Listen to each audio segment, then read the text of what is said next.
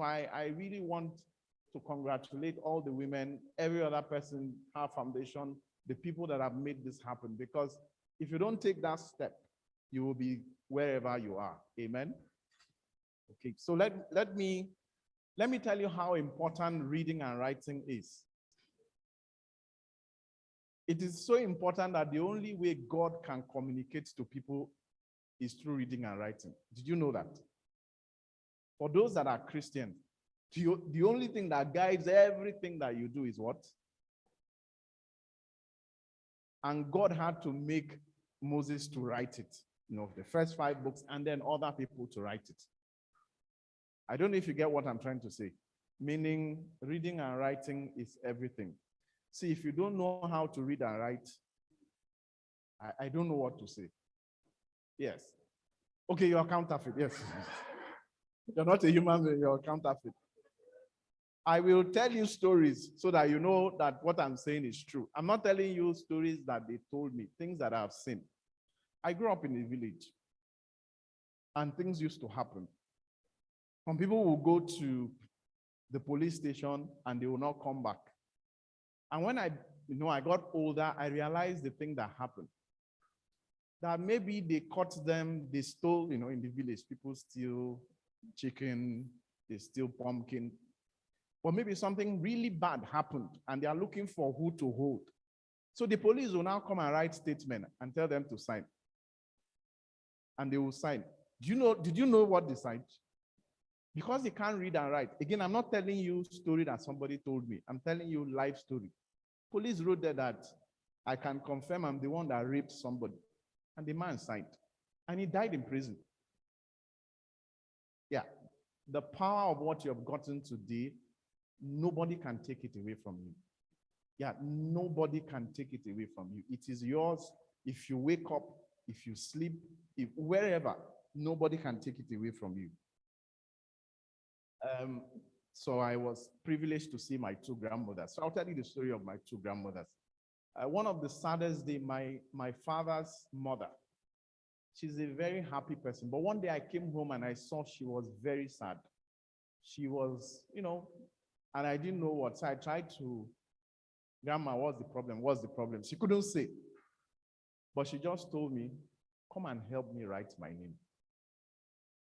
So we started, just like the auntie said, we started trying to write her name. And after she now told me what happened, he came to share money in the village. Since she couldn't write her name, somebody wrote her name and collected her money. It sounds funny. Her sister used to sell this, mama put by the site. So she told those that did not pay to write their name. So everybody will be writing. So at the end of the month, she brought the book to me to do accounting. Do you know what they were writing? Mama, God will bless you. Again, I say, I'm not telling you stories that they told me. Mama, you are a good woman. So the problem now is I'm the one to tell her the bad news. So I didn't know how to share the bad news to her that, Mama, there's no money inside here. They just wrote nonsense and left it. But because she couldn't read and write, she didn't know. Again, I'm trying to tell you how powerful what you have now is. The third story I want to tell is about our church member here in Bonny. The child was not pooing, so they wanted to do X, So people brought something, they brought her a drug, but the drug had instructions. Again, remember reading and writing. But since she couldn't read and write, she just gave the child the drug. Do you know what happened? The child is inside Bonny Cemetery now. It's the child that we dedicated in church. I don't know if you get what I'm trying to say. That now that you can read and write, you have power in your hands. Some of us, we go for election. We don't even know who to vote for. Yes, because you can't read and write. I'm telling you this because I was once like you. I started speaking English when I was 12 years old. Because in my primary school, we only spoke vernacular. So I'm from Calabar. So they taught us, that. That is the whole thing. I will be dancing, but nobody's learning nothing. We're not. All the poems I learned in my primary school were in my vernacular. Tick says the clock, tick, tick. What you have to do quick. That's the one that we like because okay, since you like it, do quick. That's the part we like. There were songs I never knew the meaning. And one of them was holiday, holiday, holiday. But because we didn't know, all of us just said, holiday, holiday, holiday. Holiday means faith. It doesn't mean illiteracy is bad. Please clap for yourself because you have left out. And it's when I had a child that you come and tell me, Daddy, Baba Black Sheep. Thank God for Google. There's this thing you can type and know things. I didn't know Baba Black Sheep because when I was growing up, so I'll go and Google it, learn it, and come and teach the child.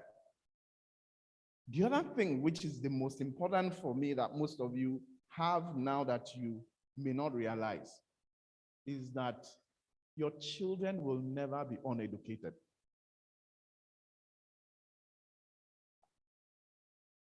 My father did something for me which has put light in everybody in the family.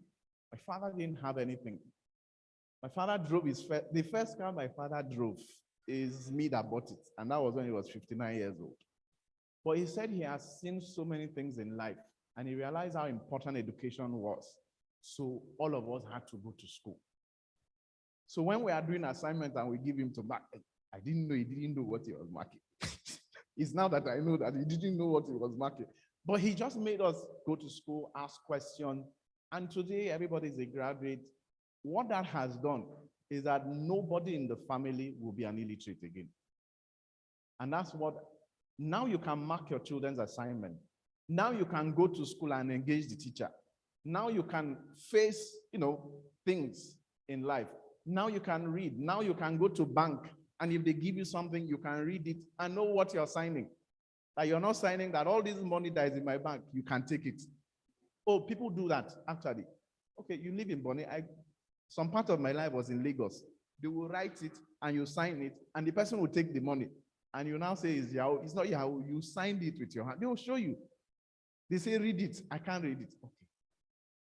Because when you're giving somebody your bank teller to fill, the person is, oh, I'm coming. He's making sure everybody leaves so that they can write, they will write their own name and collect the money in front of you.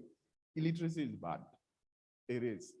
One of my aunties used to tell us one joke that if they call you an illiterate, it's okay. But if they call you illiteracy, it's a bite the person. It's a fight that thing is bad. I didn't get what she was trying to say, but what she was just trying to say is, you need to see the light. And if you cannot read and write, if you don't understand the things happening around you, okay, you'll be useless in life. So all in all, I'm going to stop and I am saying, you have just started. Can we say it together? You have just done what? Start. There's a whole wall out there that you can explore.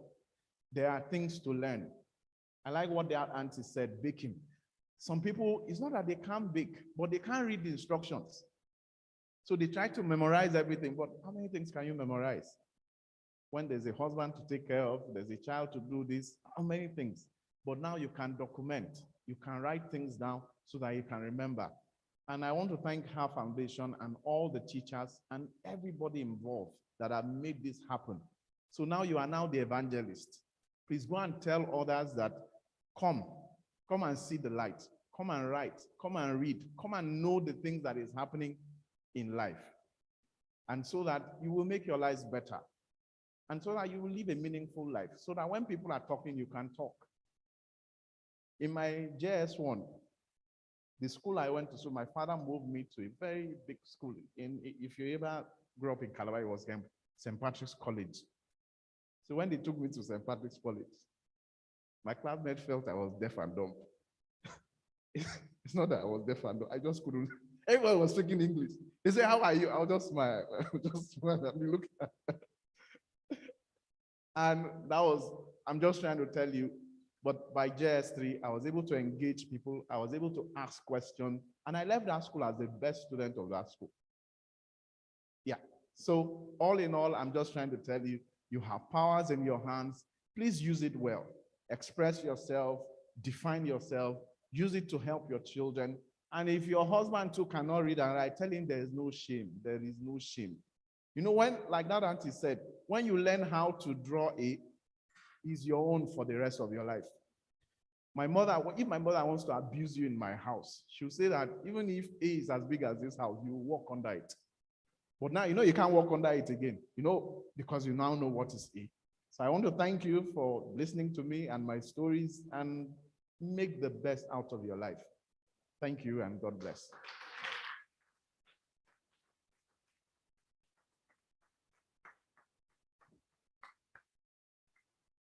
You know, ordinarily, what Gabriel has just done now will cost you money. The charge he has just brought to you would have cost you money before now. But because there's this eagerness, there's this zeal, there's this compassion for you to graduate from just being just that woman to an independent woman, to a woman that can stand on her feet, to a woman that can take decisions. We go back to Happiness' story. Happiness did something here, and I'll continue to make reference to it, because Happiness said she can bake. She said she could fry puff-puff. She said she could fry pancake. Why was she doing that? Can anybody here tell me why Happiness did what she did? Raise your hand if you can. If you understood what Happiness was doing, raise your hand. Sorry, yeah? Not only because she can do it. Happiness now saw the potential market, which a lot of you did not see. Happiness deliberately said one or two things she said, believing that by the time she will leave here today, her story too will change. So, connecting it to what Gabriel has said, his grandmother, connecting it to what his grandmothers went through, connecting it to what happens in present day. With kind permission, I'll tell you a story. And this story is that sometimes when they say, how many of us are Calabar women, Efik women here? Efik. You're Efik. How many of us are Ibibio women here? Before now, could you separate an Ibibio woman from an Efik woman? But because now you can read, you now know that there's an Efik woman and that there's an Ibibio woman. So the foundation has exposed you to what greater learning. Somewhere yesterday, we had children attending to a competition, King of Mathematics, Queen of Mathematics. And I asked them, how many of them were born in Bonny? They stood. Some of them were not born here. But the truth of the matter, for somebody like Happiness, forgive me, I'll be making references to you, but for somebody like Happiness, who came to this town when she was 7, and right now you say you have 2 children, so it's possible that you have lived in this town for more than 10 years. It's possible. Fine. Are you still an Akwa Ibom woman?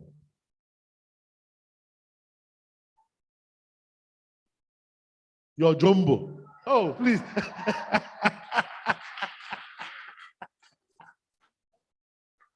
You see the boldness in Happiness. So she's telling you now she's a Bonny woman, and that is the truth. So that is what the education has brought to her. She wasn't born here, but for a child who was 7 years old and has lived here to have 2 children, what's her business calling herself an Akwa Ibom woman? She has told you she's a Jumbo. Please put your hands together for yourself. Now, what that means is that on paper, her children could have some identification from somewhere, but the stories around their life is going to be stories around Bonny. And if you cannot read, if you cannot write, you will not know the Bonny story. And when you don't know the Bonny story, you don't know what to tell your children. And because your children don't know what about the Bonny story is, they carry the stories they want to carry, and there is problem. So for the fact that you're here, for the fact that you live here, first things first, you're written right to be able to learn the Bonny story. How many of you know the Bonny story? What is the Bonny story? The question is, what is the Bonny story? So how many of you know the Bonny story? And anybody asked him or herself, especially you, the women, how come I have my Kingsmen, plenty of Akwa Ibom people in Bonny? How come I have plenty of Calabar people in Bonny? How come I have plenty of, especially on the route of the palm oil trade? What is palm oil trade? What is palm oil trade? Dear friends, distinguished ladies and gentlemen, at this time, it will only be proper that you take real blessing and understand that your father is with you, appreciating women who are learning. Put your hands together for Salavo, the Google Cloud Records.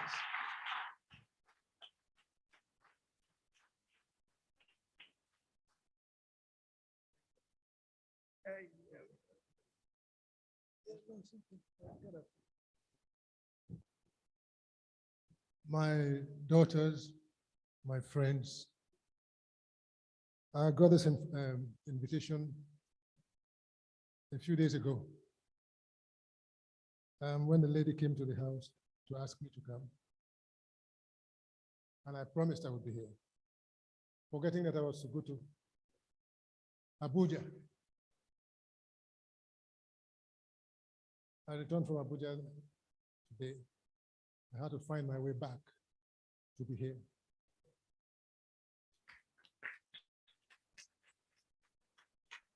If I had disappointed her, I don't know how she should have felt.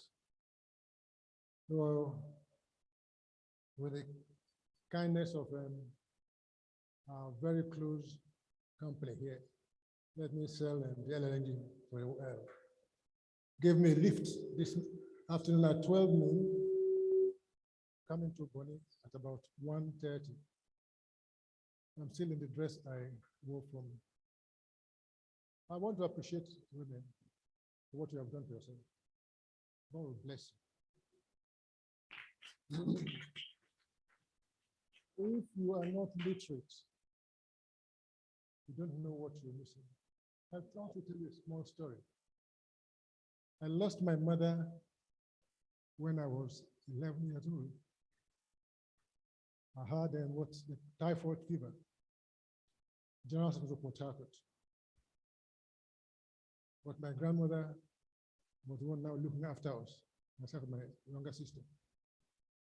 So my uncle, in Forester, sent a letter of sympathy.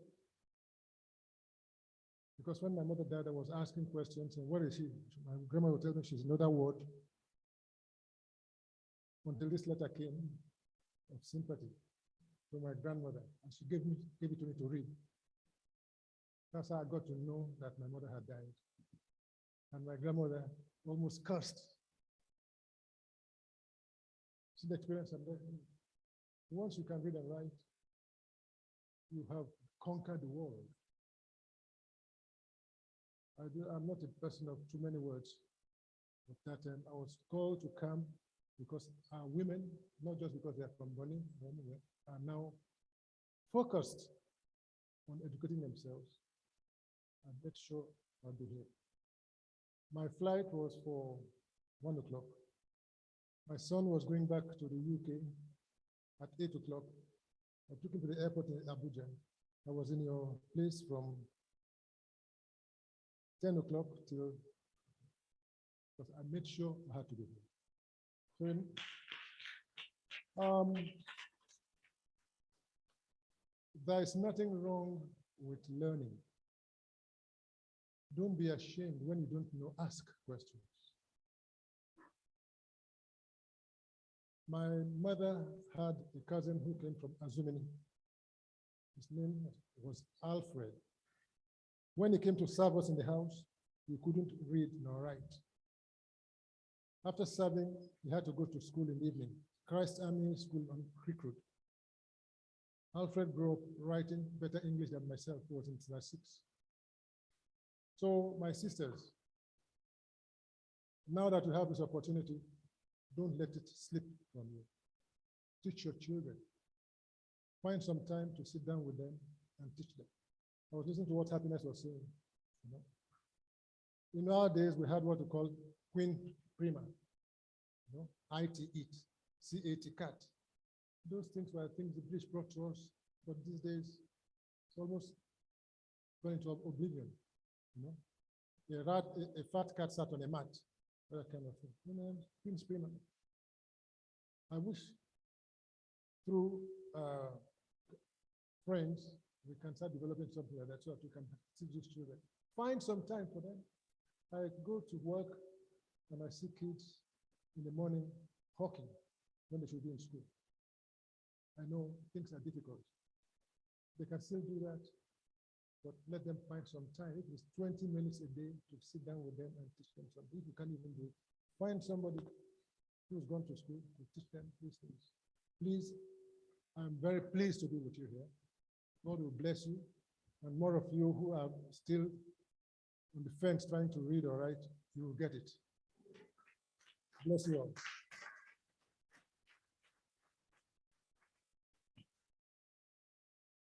That clap was for me.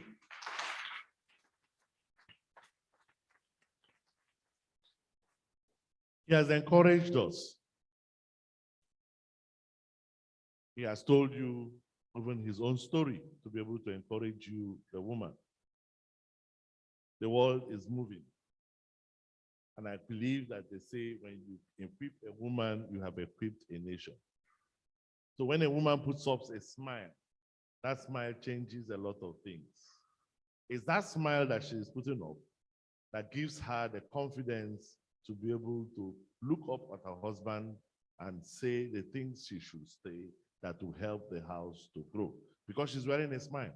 If she's not wearing a smile, it's going to be difficult for her to communicate. Now she is empowered. Now she can speak.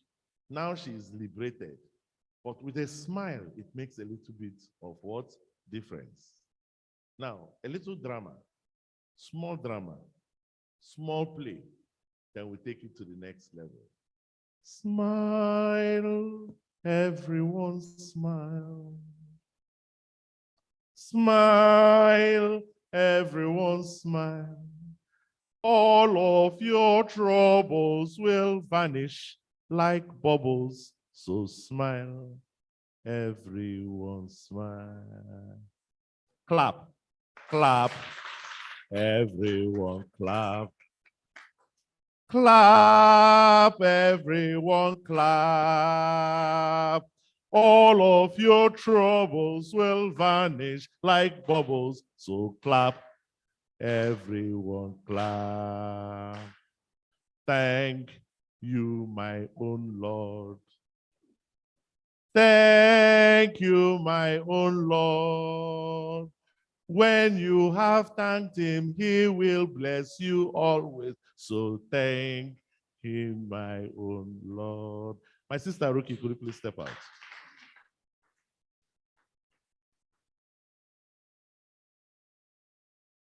This wonderful lady will be holding the microphone at this time so that me too can listen to women talk. Put your hands together for Ruki. Thank you very much. So I'm going to give my own little story to encourage somebody who might be here, who is in the process of learning to read and write. So yes, I was very fortunate. I grew up in a family where my parents would send me to school, but I had a problem. I was a 13-year-old who had dyslexia. I couldn't read like my sister. My older sister started reading at the age of 4. My immediate younger brother started reading early, and then the last one. But I was my mother's problem child. At 13, I would look at my book and the letters were literally running everywhere. But my parents never gave up hope. I didn't give up hope. And we kept at it. I think I eventually started reading properly at 18. Believe it or not. I started reading properly at the age of 18.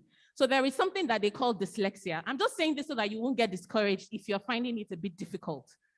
We all have experiences. If I didn't tell you this, you probably wouldn't know, because today I am a TV presenter. I am a teacher. If I didn't tell you, you wouldn't know. So don't get discouraged. It's a process. You will eventually get it right. Okay, that being said, I'm here to introduce a very magnificent person in our midst. There is no better person to talk about their pet project than the person themselves. This woman is a woman of God. She loves God. From her appearance alone, you can see it in her. She loves God. She loves the family. She loves the family. Her key focal is on the family. And I'll tell you why. I said it earlier, in a society where there is decadence, in a society that has failed, you want to trace it back, you go back to the family. If the family unit fails, then all else fails in a society.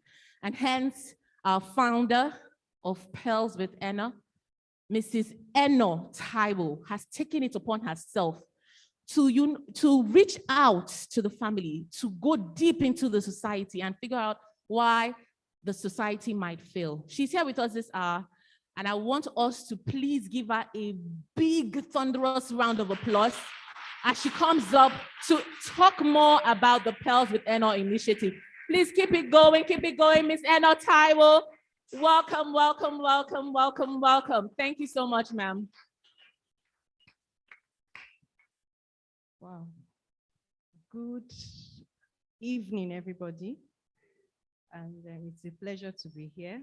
And thank God I've heard some of the testimonies. I'm sorry we came in late. I apologize for that. So we've heard the testimonies of the women, and the beautiful thing. I actually have been working with my friend and sister Lois, and I've known about her foundation and Pearls with Eno Initiative too. We've partnered, we've followed her to schools where they went to speak to young girls.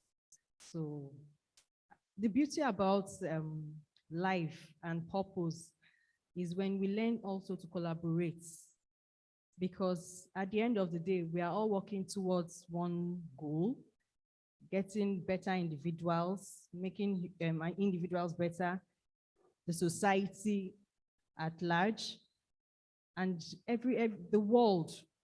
So anything that we need to do to work together to achieve that, we will do. And so for Pearls with Eno Initiative, we focus on value. We found out that a lot of people have lost their self-worth. They don't know who they are. And Miles Monroe says that when a value or when purpose is not known, abuse is inevitable. So if you don't know who you are, it's easy for you to abuse yourself and others to abuse you. So, but when you know who you are, then other people too can value you. So that is one of what we do. And then we also found out that when you value yourself and other people value you, you can also add value to your society. So a lot of times you hear, I will use Nigeria for an example, we blame our leaders all the time, but it starts with you. And also the society, the smallest unit of the society is the family. Everything starts from the families. The robbers that you see today, they come from a family. All the social vices that we see today stems from a family. And so we also want to focus on the family as a unit. Now, how do we focus on the family as a unit? A lot of families, some have values, some don't even understand what values are in the first place. And you cannot give your children what you don't even know. Many of us, you grew up in your homes, you saw marriage in different ways, and our parents did not really sit us down to tell us, okay, this is what marriage entails, this is how you do in your home and all that. And we just bring it on into our own homes and in our parenting, So there's a lot of error, and we want to start correcting that error. And we want to start from ourselves. We want to start from our families. When we build our family, then we can build a stronger nation. So that is the purpose of PEARLS. And then the union is actually for families and people that are aspiring to be families as well. So we have programs like this every year for couples to teach us. We bring speakers, experienced people to come and tell us their experiences and what they've done, what they are doing, or what we can do, what we don't know, the things we've not learned before, or the things we've been doing before that has changed, that we can now apply newer methods. Because the things we did in the 90s, times have changed. We all know what's happening today with the technology and everything. So you need newer methods to do what we are doing for us to achieve this. So that is why PEARLS with Eno is here. And I have wonderful speakers that will come and speak with us. We are going to have another session. We have like an interview session. We talk to the speakers, we get to know them, and I ask questions. So the way it's going to go is we'll have an interview session and get to know our speakers. And then after our speakers speak, there will be a break, but you can note your questions. So if you have any questions that you want to ask in the course of what we're talking about, just write it down. There will be a time for question and answer where our questions will be answered. So please feel free, relax, open yourselves up for what is coming in today. So without much ado, I will introduce our speakers. So first of all, I'll just take the center stage. Permit me to take a seat, and I'll take the bio of our speakers, and then I'll call them out for us. So I'll take my seat first. I'm not being selfish, but let me just take my seat, and then I'll read the bio of our speakers. So if you have your notes too, I would advise you get some notes because there's a lot that you're going to learn. Okay, so Bridget and Tunde Election, aka Team Election, are known for their passion for the family as they live the message of unity and teamwork as a couple. They have been married for over 18 years, and the passion for doing marriage God's way has seen them organizing a yearly couples program that has brought healing and restoration to lives and families. Tunde and Bridget are trained John Maxwell team coaches, trainers, teachers, and speakers, and certified relationship/marriage masters mentors, affiliates, and board members of the Institute of Marriage and Family Affairs. It's called TIMFA and is in the United States of America. They are the publishers of the Complete Family magazine and permanent guests on the Complete Family podcast. They are family life counselors in their local church, Daystar Christian Center in Lagos, Nigeria, where they both reside. They are blessed with 3 prophetic children and are spiritual parents and mentors to many. So please, with a round of applause, I would welcome our guests, Tunde and Bridget Election.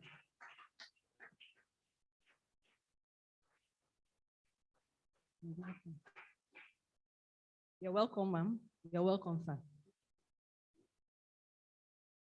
Okay. So, and I'm so sorry, I did not observe all protocols. So I greet all our elders that are present here in the house with us. So you're welcome. So you're welcome, madam. You're welcome, sir. It's a pleasure to have you here. Seeing you in person as well. So we'll start for our time's sake. We'll just get a little intro. We just want to know who you are. Just tell us a little about yourself. So I think I'll start with the lady. Yes, Mrs. Bridget. So just introduce yourself and just the background, a little about you.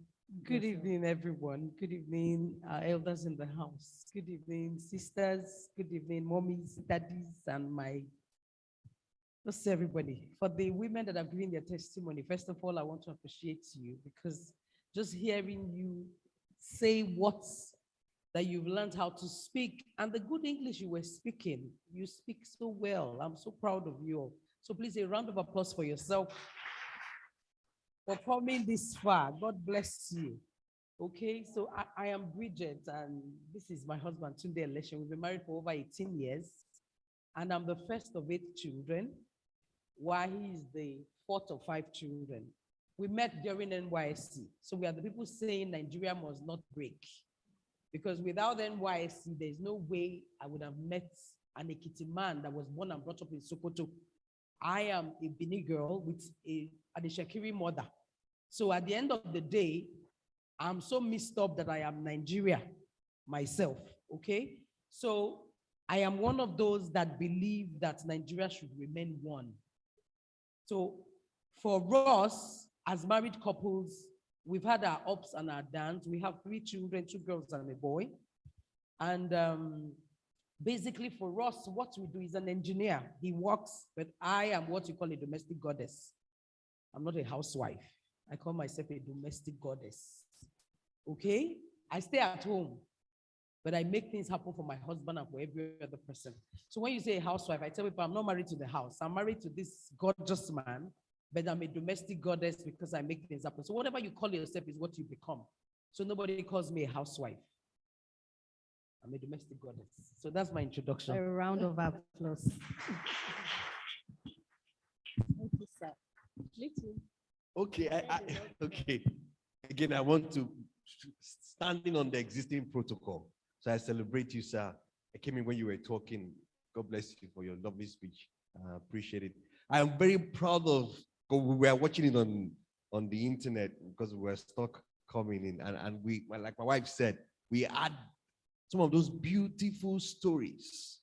Okay, all of us have stories. I will never forget it when I went to propose to my wife from Lagos to Benin. I went by one-way trip. You know, when you go by one-way trip, you buy a ticket to go one way. I didn't go by one-way flight or by a bus. I didn't have money to come back. I'm serious. She paid my transport back. And did I know how I would get the money? I just knew that my love for this woman was too much. I entered the bus with one-way transport in my pocket. I bought the bus in Lagos. If you know these mini buses that go, and I took a bus trip. Okay, so it was that love for what I believe.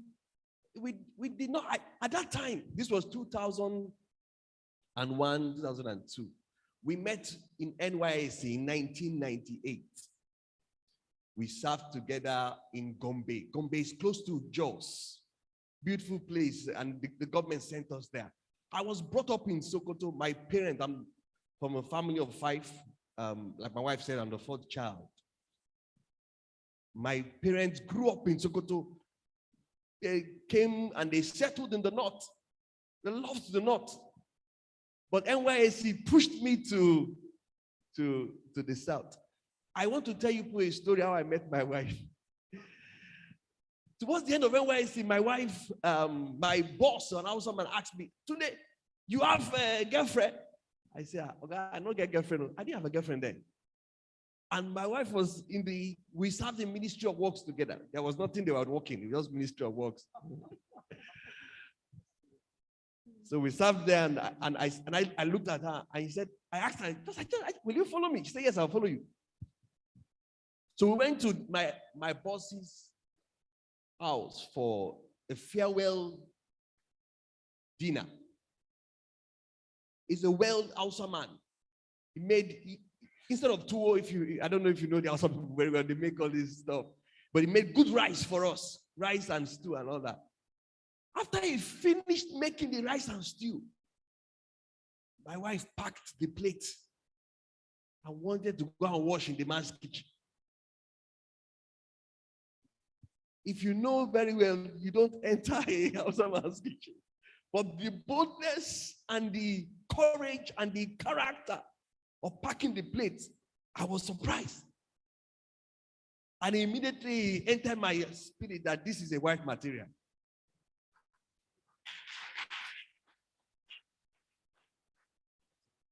So that day we were walking down the road after we finished. I said to her, I'd like to ask you a question. She said, what is it? I said, I will ask you later. But in my heart, I knew that this one is a what? A wife material. A wife material. So it was after NYC, I now had to take a bus. I think I called her and I asked her that, will you get married to me? She said yes. Still today, she accused me that I gave her a business proposal. I did not do the proper thing, sir. You won't believe what she did. She made me go to the beachfront in somewhere in Lagos and made me to, sorry, I like to dramatize, forgive me. She made me to kneel down with one leg in front of the beach and said, darling, will you marry me?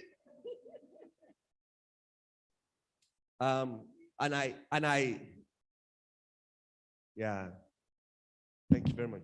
I did that out of, not because of what I had in terms of property, no, or money or job, no, but because I saw a future. And if you find a wife, you find a good thing. I want every woman to say it out like, I'm a good thing to my husband. I can't hear you. Say it very well. I'm a good thing to my husband. I can't hear you very well. Say it. I'm a good thing to my husband. If you're not married yet, say, I will be a good thing to my husband to be.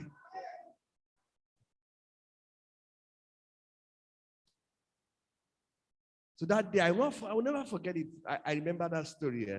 I have another story to tell you people. So during NYSC, we were serving, and then we were very close and we were about to leave. I was a captain of a society, environmental society, cleaning the area in Gombe State. So we gathered ourselves and went to a place called Yankari Game Reserve. This was the second reason I said, this woman, I must marry her. You won't believe what happened. She cooked rice for all of us. We took several people, we went to the bus. When we got to the game reserve, everybody were coming down, going down. So as they all left, she only was remaining. She was carrying the cooler by herself.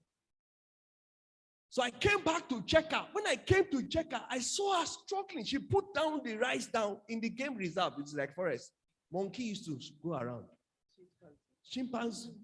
So she put one cooler down. As she put the cooler, and she turned to take the second one. One monkey was already there trying to scatter the cooler. I just saw my girlfriend fighting with the monkey. I appeared like Tarzan. True story. I appeared like Tarzan. And I looked at the monkey. I said, God forgive you the day you were born. I punished the day you were born. You monkey, not you, madam, please. You monkey. Get out from here. I picked the monkey. And I told her, don't worry. I'll be there for you. Aww. It's over 20 years now, am I right? Wow. About 20 years. Congratulations. Wow, beautiful story. Okay, so I think you've actually answered another question that I asked. So I'll ask, what was your view on marriage before dating? Like, what was your view? Okay, for me, being the first of 8 children, my parents will be 50 years next year in marriage, and they're still together. Okay, so I've always seen marriage as a thing that it's for better for stay. Okay, and for worse for stay, especially if the person is not beating you. I'm not an advocate for domestic abuse. So if you're being abused and you're being beaten, separate. I didn't say divorce. Separate and both of you get help. So I have never seen my dad hit my mom. Next year will be 50 years of marriage. I have never seen my dad hit my mom. It's not as if they don't quarrel, they shout, most times I think it's more of my mom shouting. You understand? My dad is cool, calm, he talks because he knows how to talk, and he will say some things and my mom will scream, you know, some quiet men that know how to inject. They will inject you slowly with the words, and you are on fire. And everybody will like, why are you shouting? And the guy is so calm. My dad is like that. He's still alive. He's about 73 now. Yeah. So I had the picture of marriage in that light where I could be myself because my mom was herself. My dad supported her to an extent. Let me not say fully, but he supported whatever she wanted to do. And he was there for her. And then my dad was also an involved father. He was involved in our lives. Being the first, I enjoyed till today. He calls me his pathfinder. And then when I used to be in the boarding house, he would come and see me, come for PT and things like that. And then my reading, interestingly, was my dad that helped me read. He would buy newspaper and I'll read, and he would buy things, you know. So I saw the picture of marriage. I'm not saying my parents' marriage was perfect, but I saw a good picture of marriage. So for me, that was my interest in, yes, I can make it work. So what about you? What was yours? So marriage for me was the foundation that I saw, was a foundation that helped in to be able to face life. I used to remember my dad used to say that my dad and mom they've gone to heaven now, both of them. They've passed on, and I'm grateful to God. My mom stayed with us for the last 5 years of her life. Can you help me thank my wife for keeping my mom? Everybody, please let me appreciate my wife, please. Thank you. Because I know some women here are taking care of their husband's parents. I know that it can be challenging. I understand that. My dad used to say, success in life is not success in school. Yeah. So you can go to school, but that's not enough.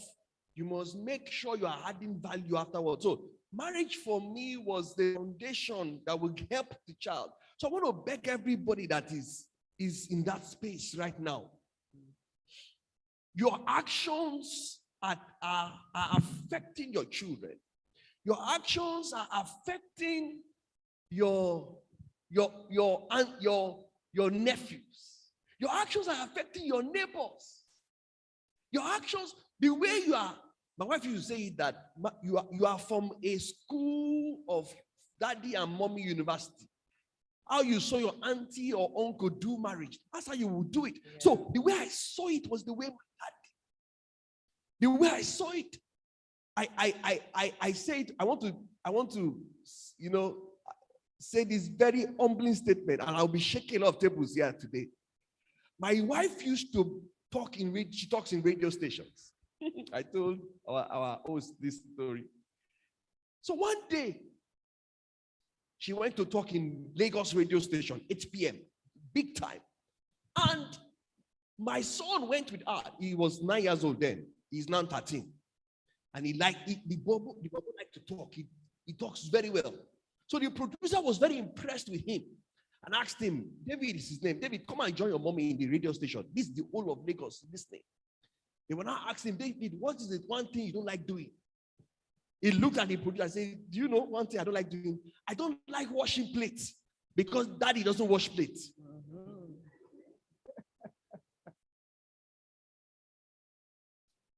My wife called me that day. I said, Tune, can you see yourself? When last did you wash plates? Because children don't do what you say, they do what they see. Yeah. So that was one thing that that has formed my mind, man. And my dad and mom, though they passed on, they set the foundation that what you are doing is affecting directly or indirectly your children, your neighbors, the next person that is about to get married is affecting it. So don't say, I will keep speaking anyhow to my husband. I will keep abusing my wife. She's the most stupid, foolish idiot. No. Because you had a quarrel doesn't mean your home is stupid. Yeah. Listen, conflicts are normal. Conflicts are part of the game.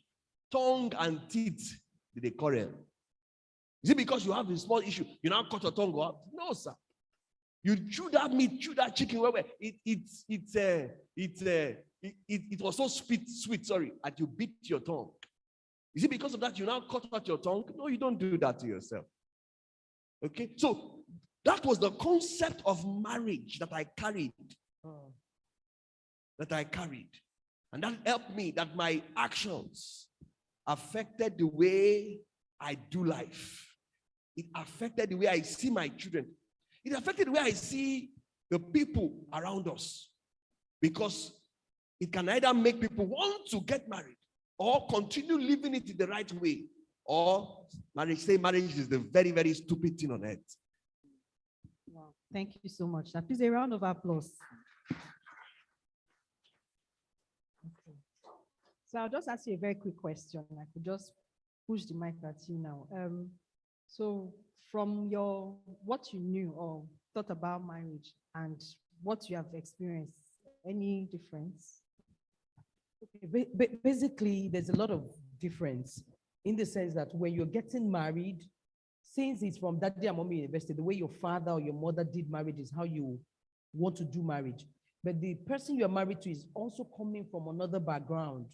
Whatever he has been taught or whatever she has been taught is what they want to do. So when you get married, you now have to sit down and know that you are starting a new family.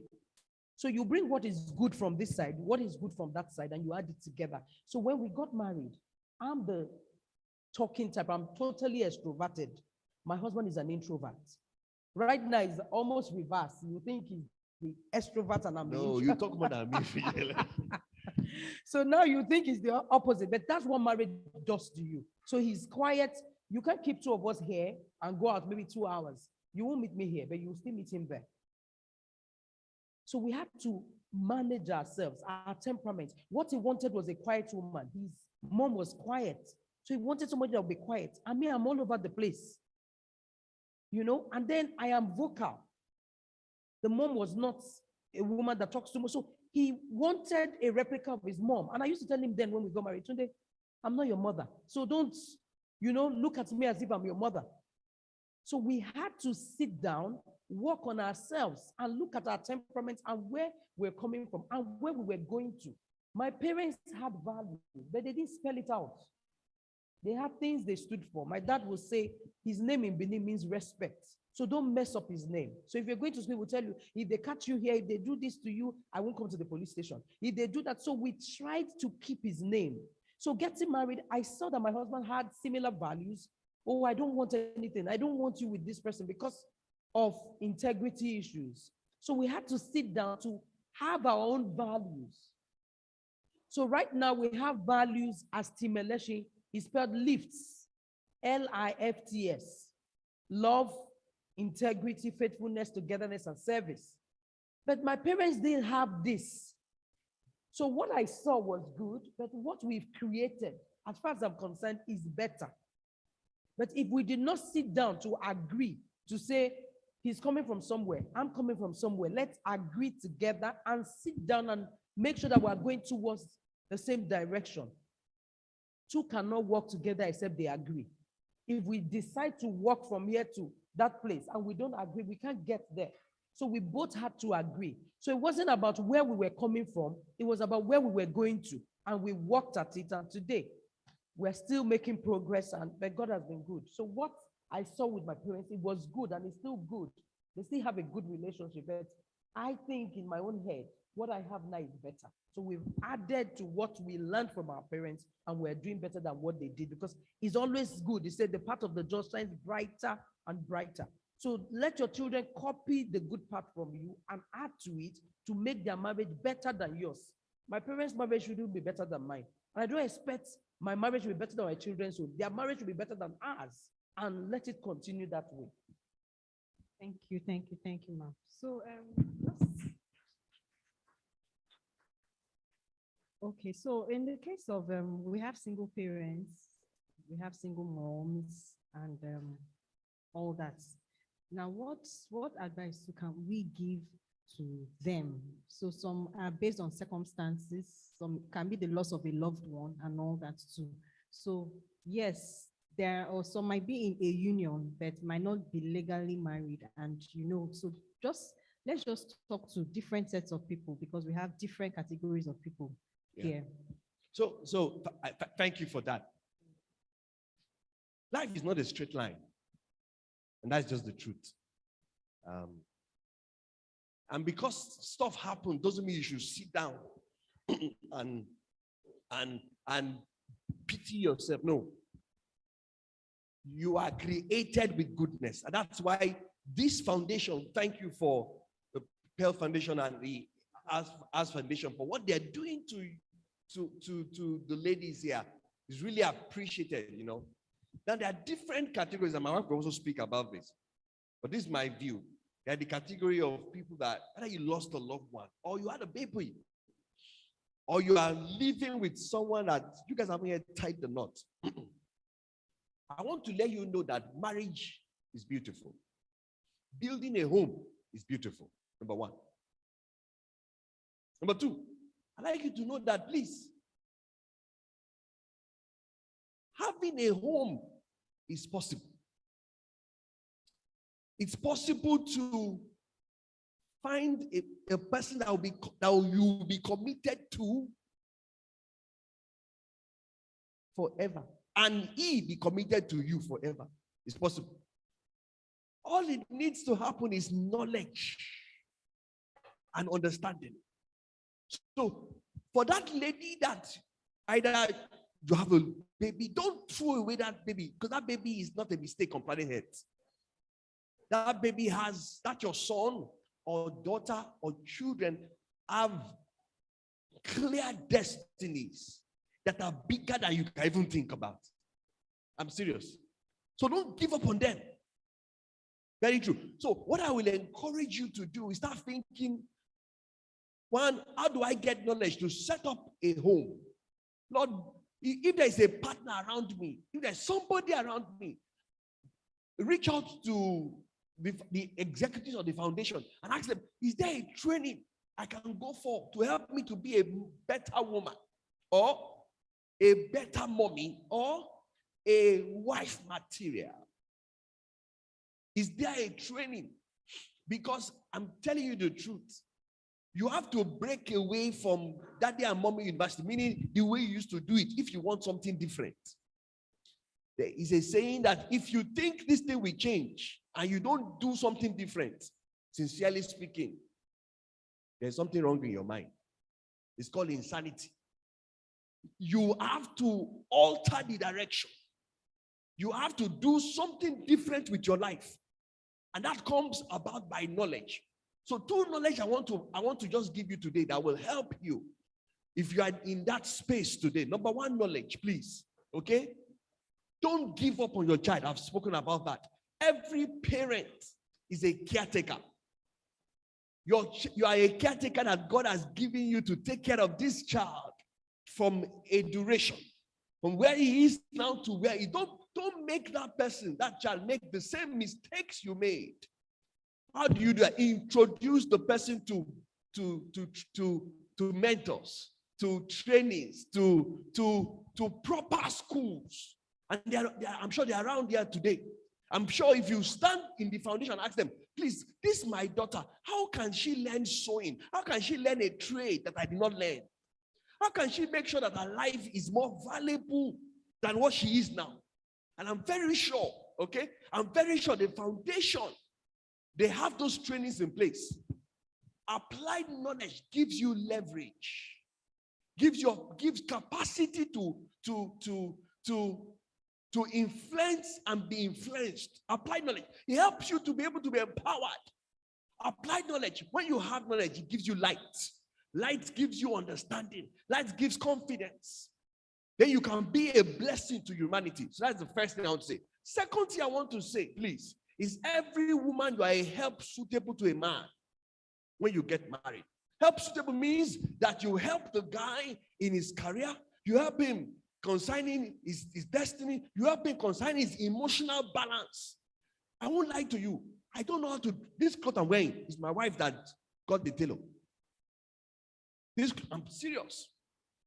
This coat I'm wearing, there is something you know how to do that your boyfriend or your partner to be or your husband doesn't know how to do well. You are an addition. So what I'm asking is be that addition. Be that addition. Be that addition. Now, because of my personality, I can be slow in taking decisions. Because of my wife's personality, she's very spot on. So there are decisions we need to take. She will ask me today, please. We need to decide now. We need to decide now. That has helped me. Helped me. So I am asking you to think about it very well. How, based on the strengths I have, how do I help my partner? And then put that in practice. Okay? That's my advice. Thank you. Oh, thank you.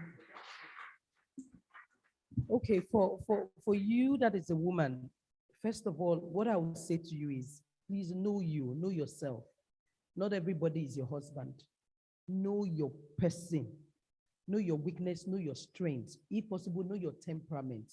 Know the person you can tolerate. That you have a child does not mean you don't have a purpose. Know your purpose. Why am I here on earth? Okay. What am I good at? What can I do with my hands or with my brain? So when you know you and you know what you're supposed to use to give the world, you will develop yourself more. And that's why I am big on training. Learn. You don't know how to.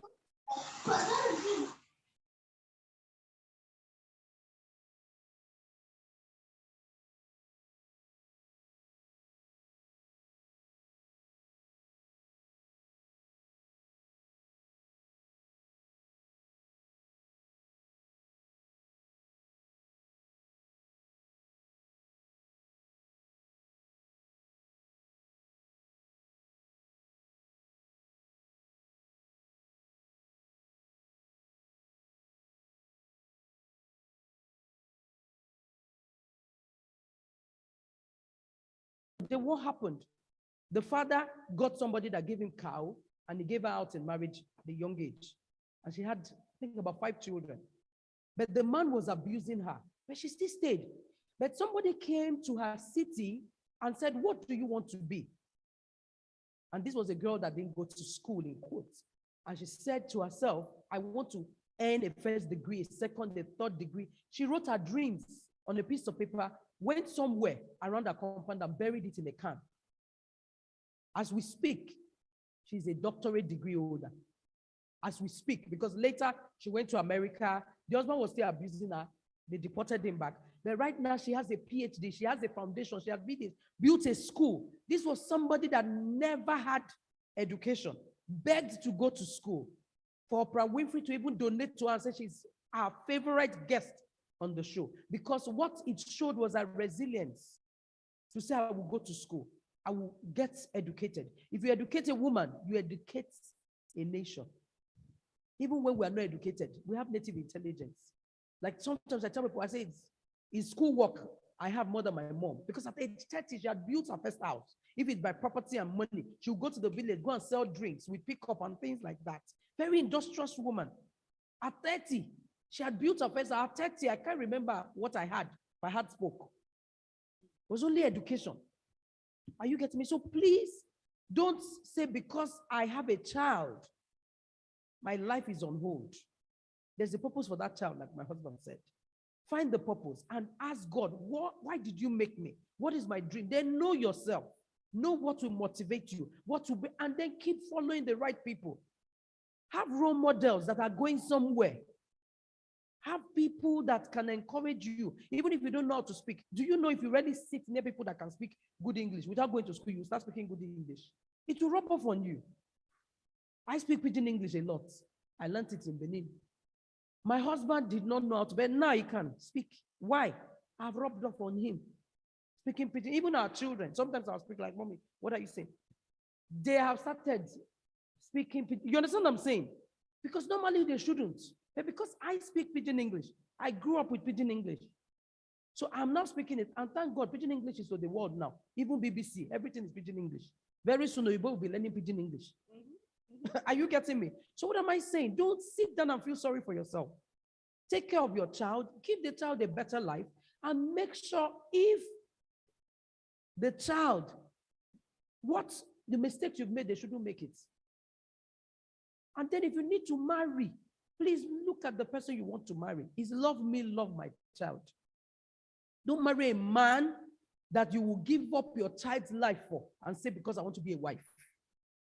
Because a lot of women do that. You don't know the purpose of this child. You now say, because of a man.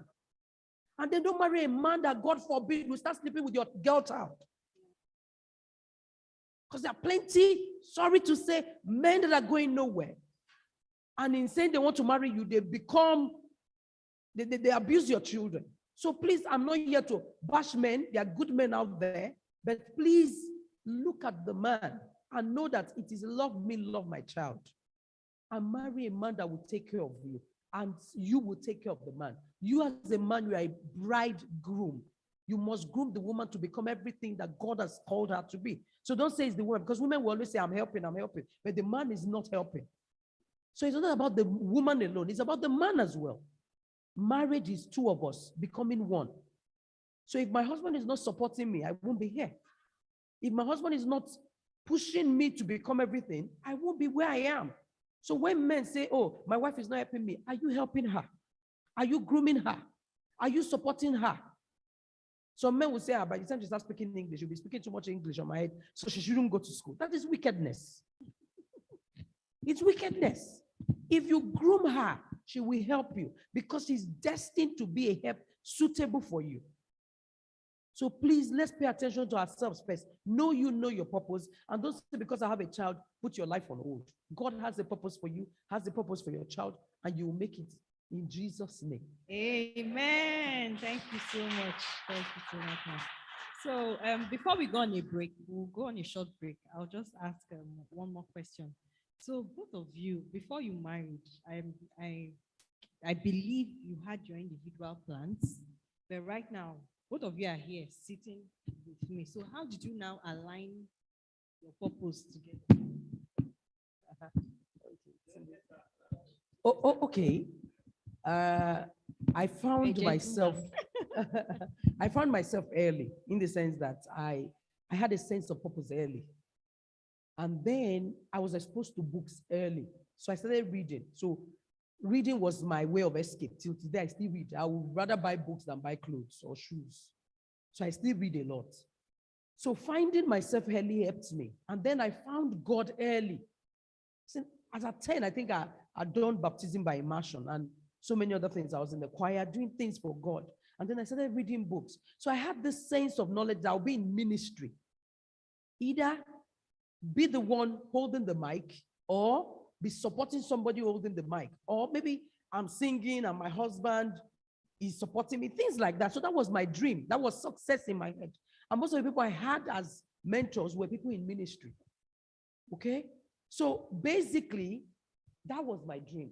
So by the time I met my husband, I also saw that he had a passion for God.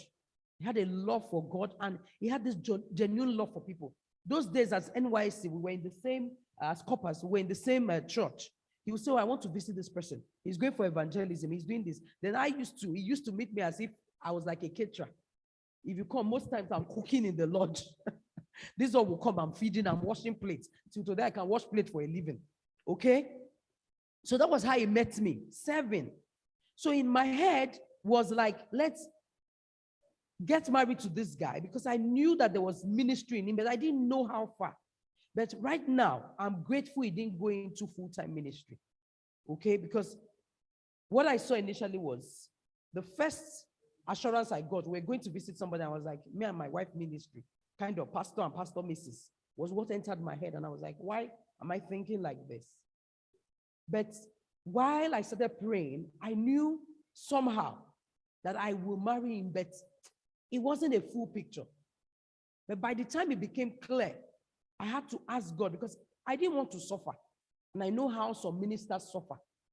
And with my husband and his temperament, if he had been a full-time minister from the get-go, my dear, we for eat sand. Because he doesn't know how to beg. I know what I'm saying. You can be in ministry and you are believing God for things. And, okay, go and do this. He will be relaxed. So I was like praying, he must not suffer. Like I still tell him, the way I pray for him, I pray a lot for him. Why? Because I know he's the leader. He's the one to take the lead. It's not as if I'm not a leader. We're there. But there's something about this man that needs to show up and show out. So I kept praying. And today where we are not where we want to be, but we are not where we used to be. Because if you know me very well, you know that I'm the one that has the mic, so to speak. He has strong calling. But my own calling is even to men. I mentor men. I've written 2 books for fathers. So imagine a woman talking to men and you have a husband that is calm. Are you getting me? If you are not careful, it will get into your head. And then you start oppressing. So I had to master myself and know that I mentor men does not, yes, I can. He knows now, he's my first mentee. So at the end of the day, I had to calm down so that this ministry of us together, this team, together everyone achieves miracle. This team that you see here can thrive. If I had done it my way, believe me, I won't be here. Because I would have been, let's go this way, let's do that, and just be in front. But right now, I am leading beside him. And he has so much to give. He's a coach, he's a character coach. Apart from that, he's a business guru, he's a business coach. And what he does, if it was full-time ministry, what he's doing now, he won't be as effective as because he's a marketplace evangelist. And so he's affecting people. So for me, I saw a picture of what I wanted, but I didn't know it would come like this. And it came with a lot of drama. But today we're here and we're happy where we are.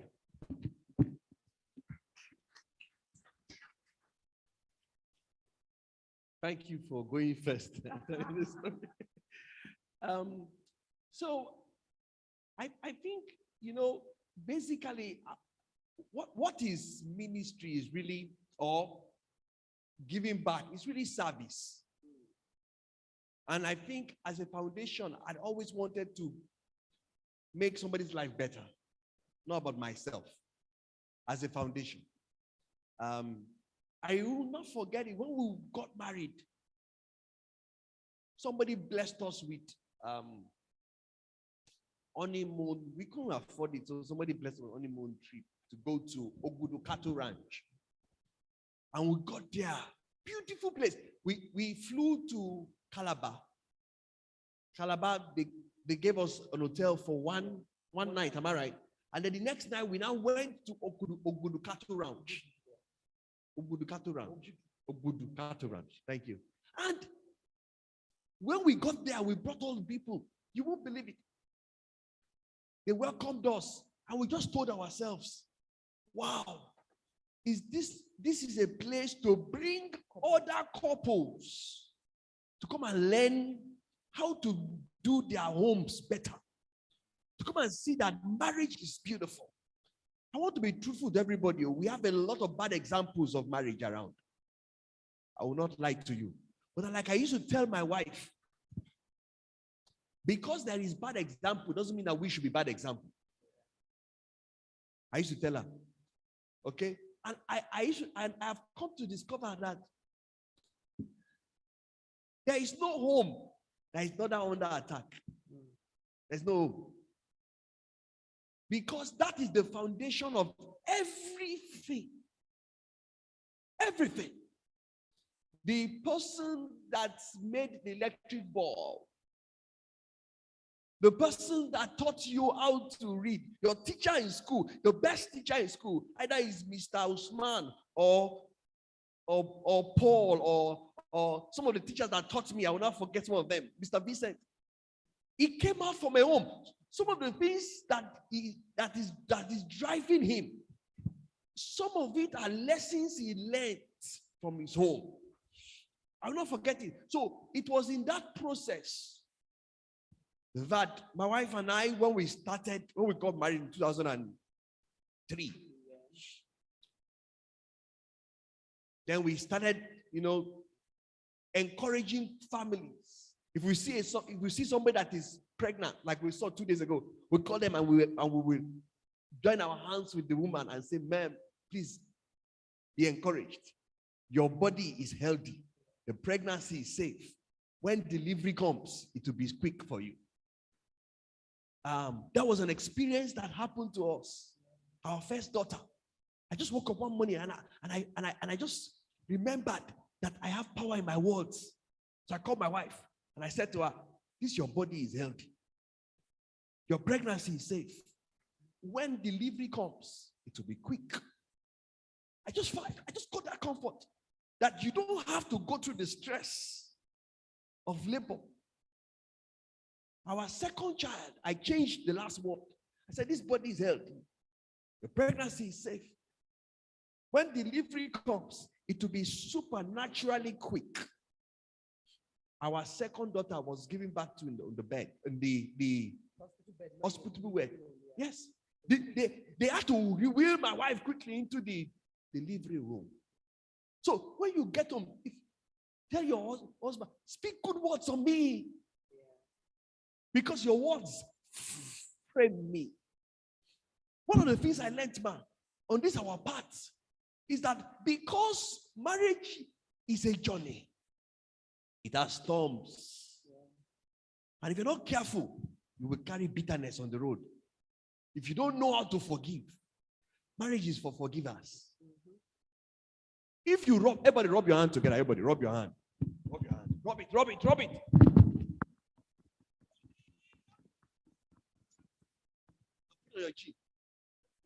Is it warm? Yes. If you live with somebody for long, you will create heat. It's just the truth. But guess what? If you keep it there for long, it will not be warm for long again. No. It will come what? No, comforting. Yeah, soothing. It will become what? Comforting. Can we try it again? Can we try it again? Rub it, rub it, rub it, rub it, rub it, rub it, rub it. Okay.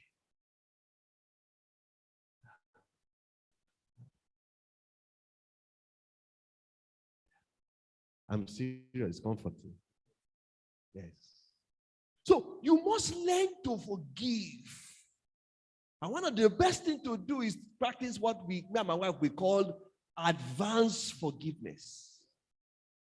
If you don't know how to forgive, you can't keep a relationship. Please, I want to beg you, I want my wife to talk about that.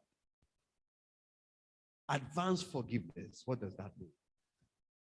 Okay, for us, what that has done to us in our marriage is to understand that before the person commits the offense, he or she is already forgiven. Because that was what Jesus did as well. So while we were yet sinners, he died. So he didn't wait for us to say sin before. Okay, so what we had to do was we sat down to name our deal breakers.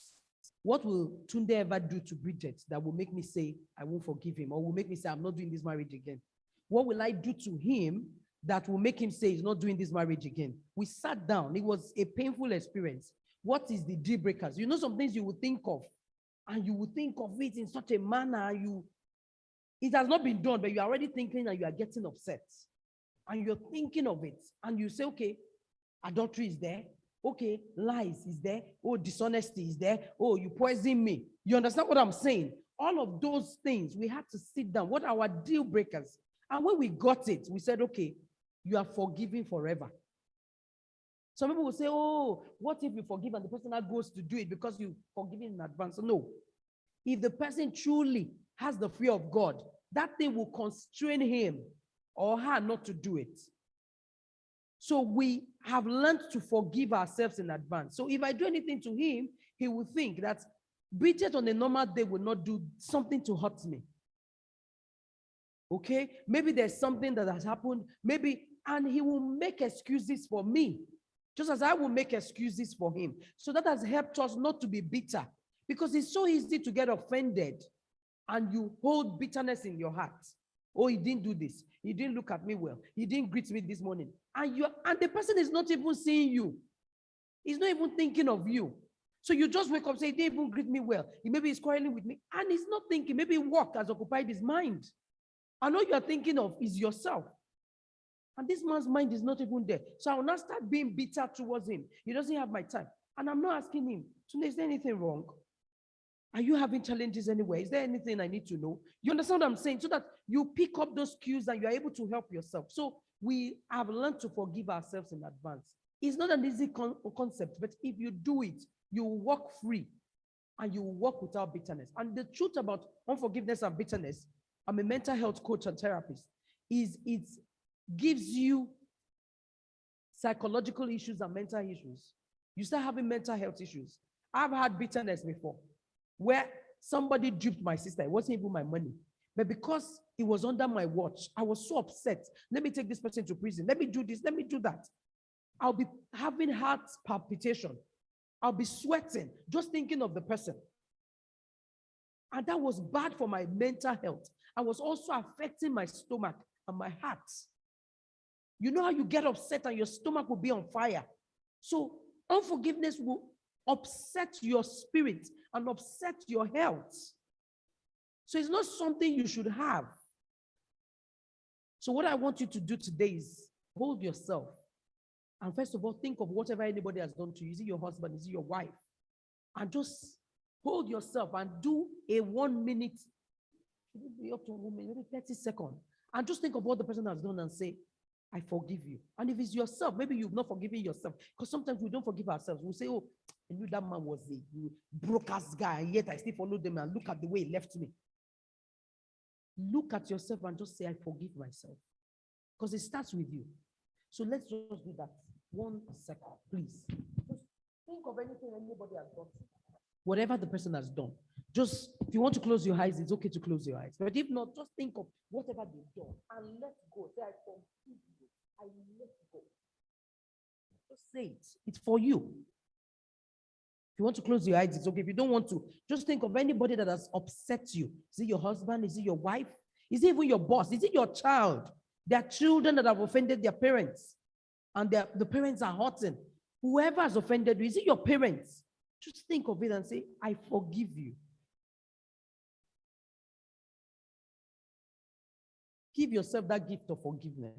And when you do that, you see that you travel light, and God will help you. Thank you. Thank you. Thank you.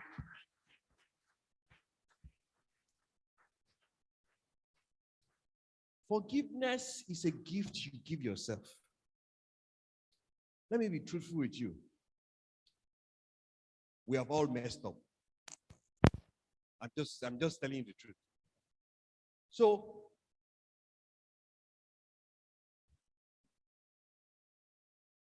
unforgiveness is poisoning food that you think somebody would eat, but the food is for you.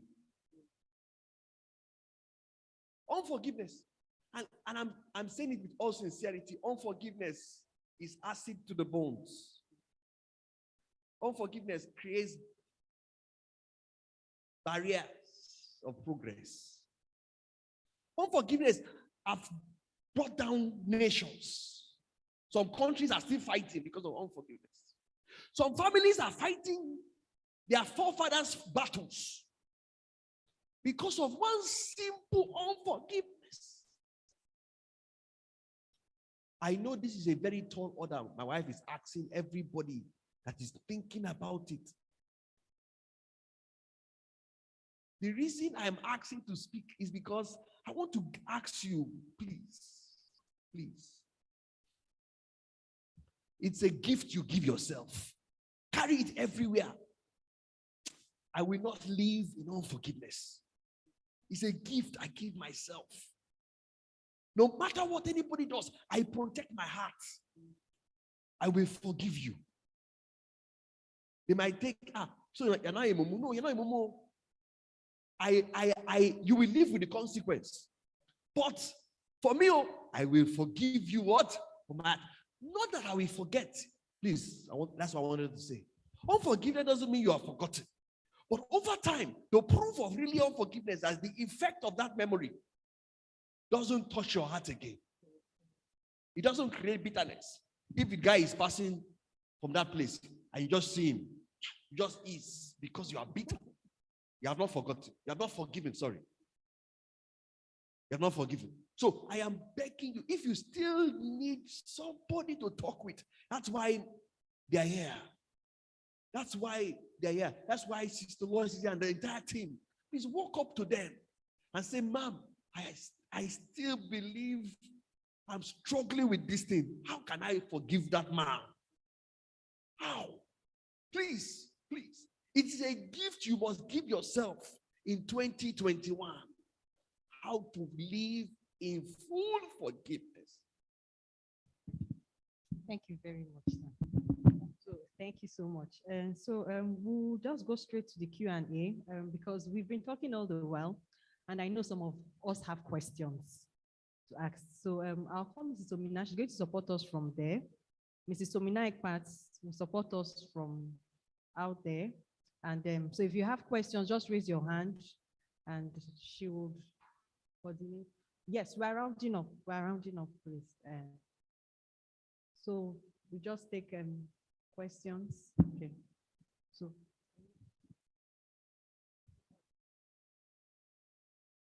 Okay, ladies and gentlemen, before we take the questions, please, a round of applause for Mr. and Mrs. Ederson, the Eno PWE Foundation in partnership with her. You can do better than that, I'm sure.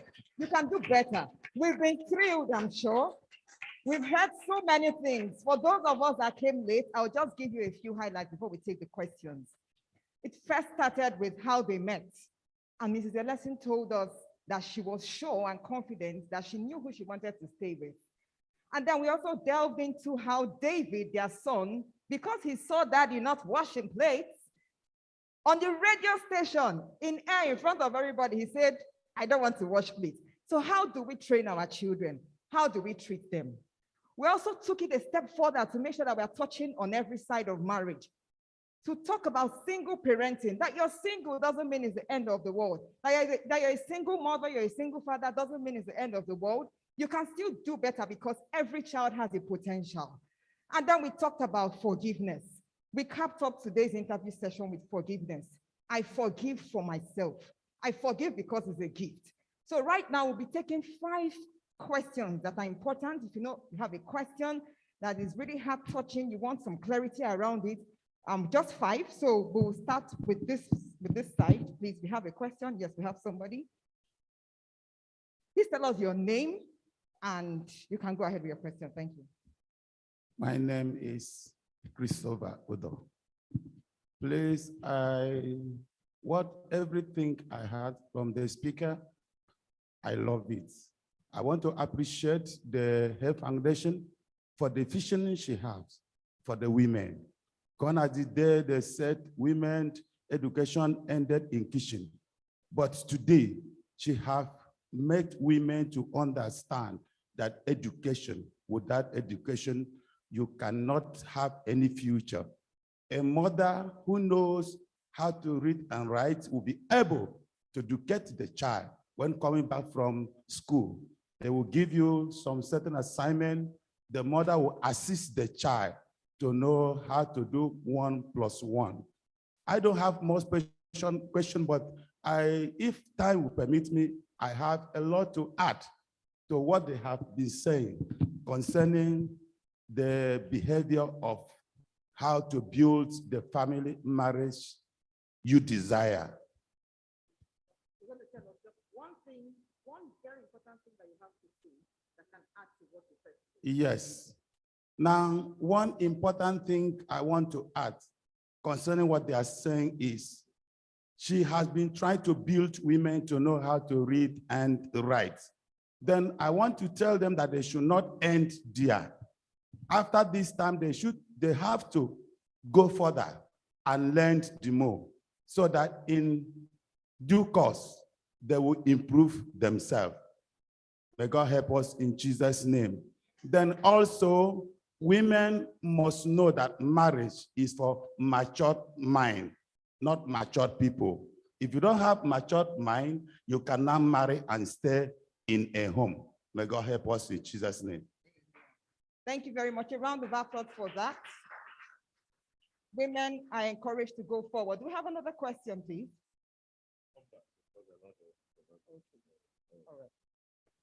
While we're waiting, please, some of us have attended this union, the last 3 editions. If you were there, raise your hand. Is there anybody who was there in the last 3 editions of this union? Anybody? Okay. Is there anybody who has been part of any of the foundations and has a testimony? Is there anybody? Happiness, you want to steal the day? Where is Evelyn? Put your hand together for Evelyn Tito. See, Evelyn, let me tell you one story. You see happiness. Were you there when happiness was speaking? You were there. Now see what you were doing. You put it down until they brought your name. Come and take the microphone and talk. Please put your hands together for Evelyn. Good evening, everybody. My name is Evelyn Toto. I'm from Edo State. I'm a student of H.E.R Foundation. I just want to testify to the glory of God for what H.E.R Foundation have did in my life. Somebody like me, I don't know how to read and write before I joined H.E.R Foundation. I was passing so much challenges because of being not able to read and write. My children, they will go to school, they will come back, they will bring assignments, and my husband will be at working place. I will leave that assignment for my husband to come. Until my husband comes, then they do that assignment because I don't want to expose myself to my neighbor so that they will not understand that this woman cannot read and write. My daughter, my last daughter, is in primary 3 now. He will call me, Mommy, come and see my assignment. Come and help me to do it. I will say, Divan, wait, let Daddy come. He will force herself. She will do the one she will be able to do. And he will still bring the rest. Mommy, what is this? Go and ask your senior. We say, Mommy. Then when did Daddy call? He will teach her. He will say, look at you, Mommy. Daddy has taught me everything. But you, why? You don't go to school? I said, but I did go to school, but you, I send you to school. I want you to learn so that you will not be like me. And my husband is a pastor. You will not look at pastor wife. When they call you to the altar, come and give prayer points. And in my church, you will not just to come and say, oh yeah, let's give thanks to God. You will back it with scripture.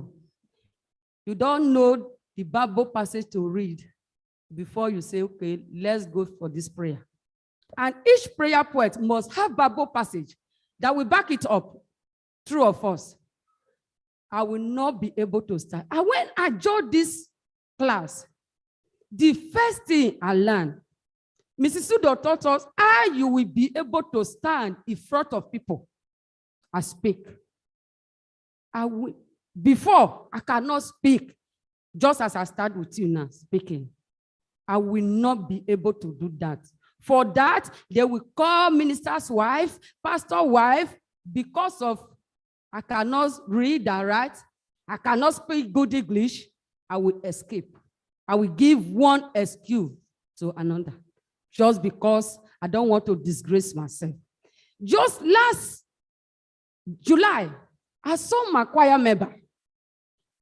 Immediately after praise and worship of Friday evening, he ran. Every day he ran. One day he said, Evelyn, please, I want to go to class. I said, class? Which class? He said, adult education. I said, as where? He said, Bonnie National. I said, Bonnie National.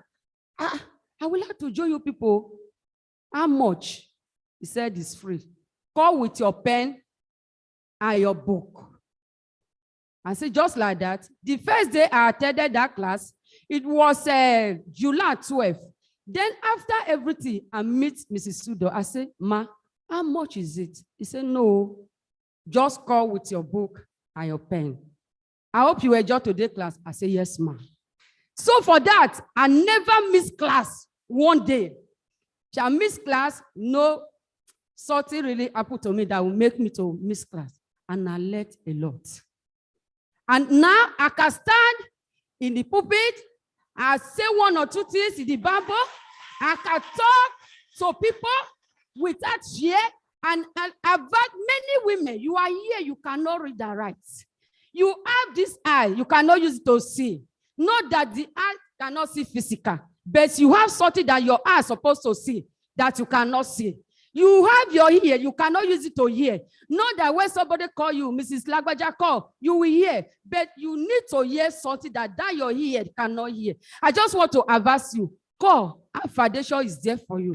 We are waiting for you. We are encouraging you. Call and join us. And I just want to appreciate the organizer of this class or this foundation.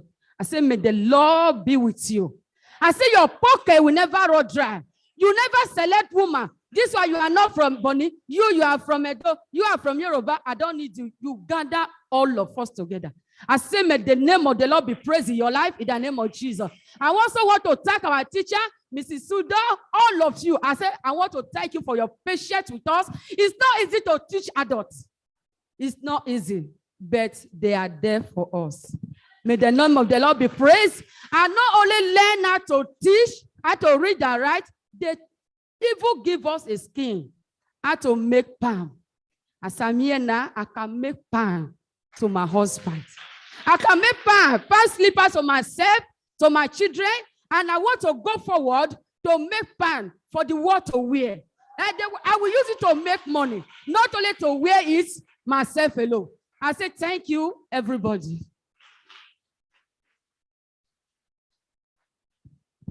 You see, Madam, when we were asking you, you were doing like this. When the microphone got to you, you decided to command everybody. In fact, the PAM business has started. We'll talk after now. Please put your hands together for her. Okay, Mrs. Somina, take over.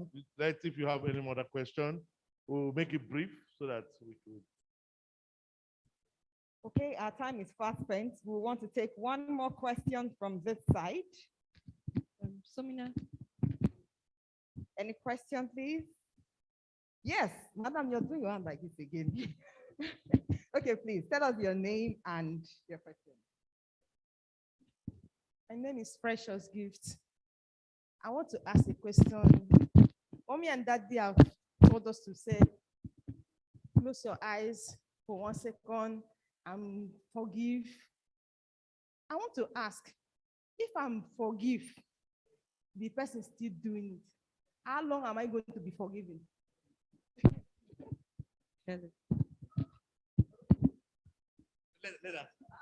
How long is she going to forgive? The truth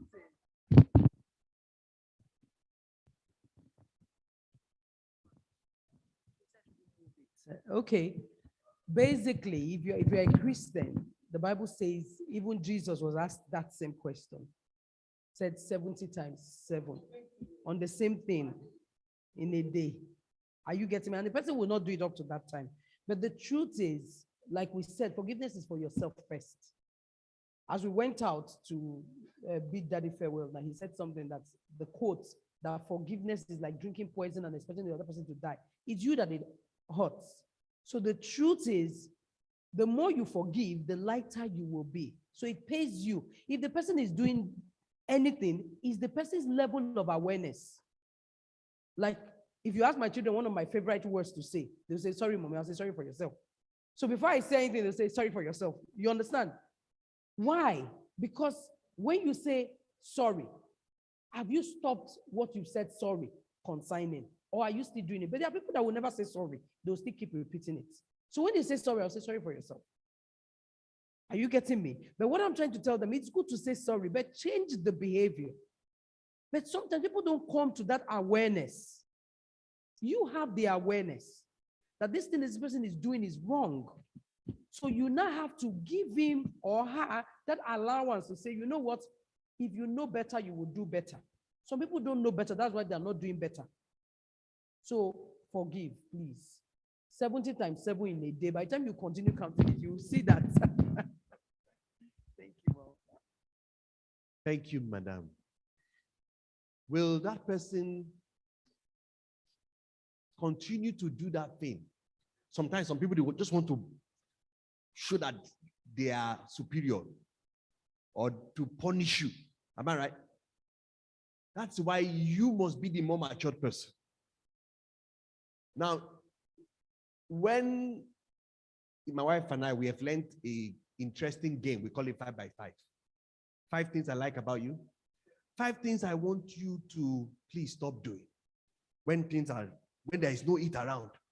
I like how you take care of our children. I like how she tells me she likes how I take care of our younger ones.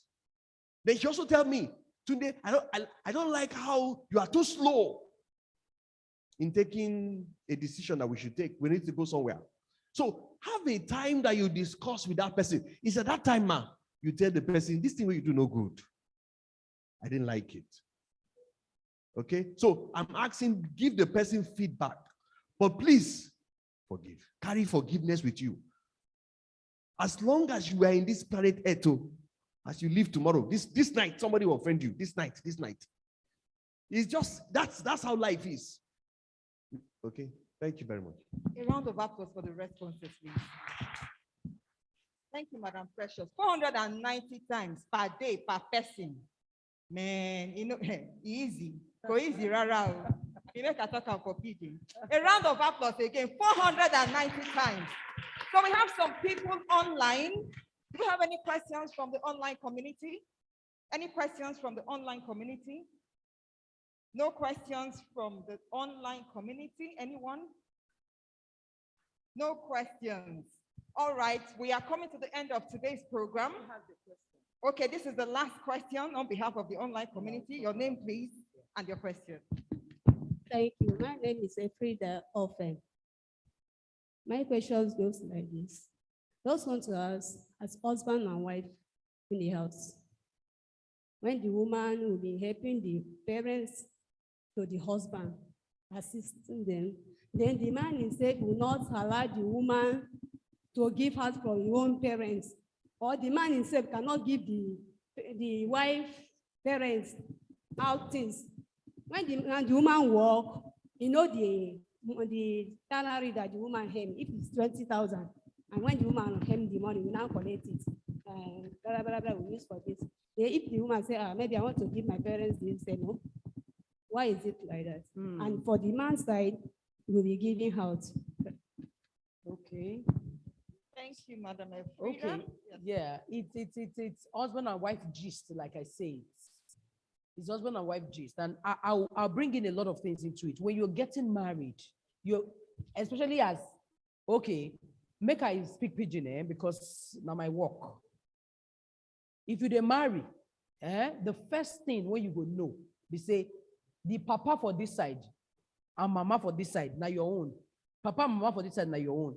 And every sensible person, when he know God, know say there's a command in the Bible that if you honor your father and your mother, there's a blessing attached to it. So this, my husband's parents became my own parents. My own parents became his own parents. So every month, we still do it till today. I can still show you. Till today, he go send budgets. This now amount sent to daddy and mommy. We call them, then his parents were alive. Sent to mommy and daddy Akure. Sent to mommy and daddy Benin. So if he is sending, when his parents were still alive, if he's sending, he will send, and I will send to his parents. They will tell me, thank you, Bridget. Why? They make them, they no side, they take care of them. If we send to my parents, I go send Atunde, send them. Then go call, tell them thank you, so that I go make them think good towards them too. We send them together till, as many they talk, till like they hear so. In parents don't die now, but my parents still they are alive. Till this month, it's this same money daddy and mommy Benin. Are you getting me? No matter how small the money be, person when no fit give 1 naira, no go fit give 1 million.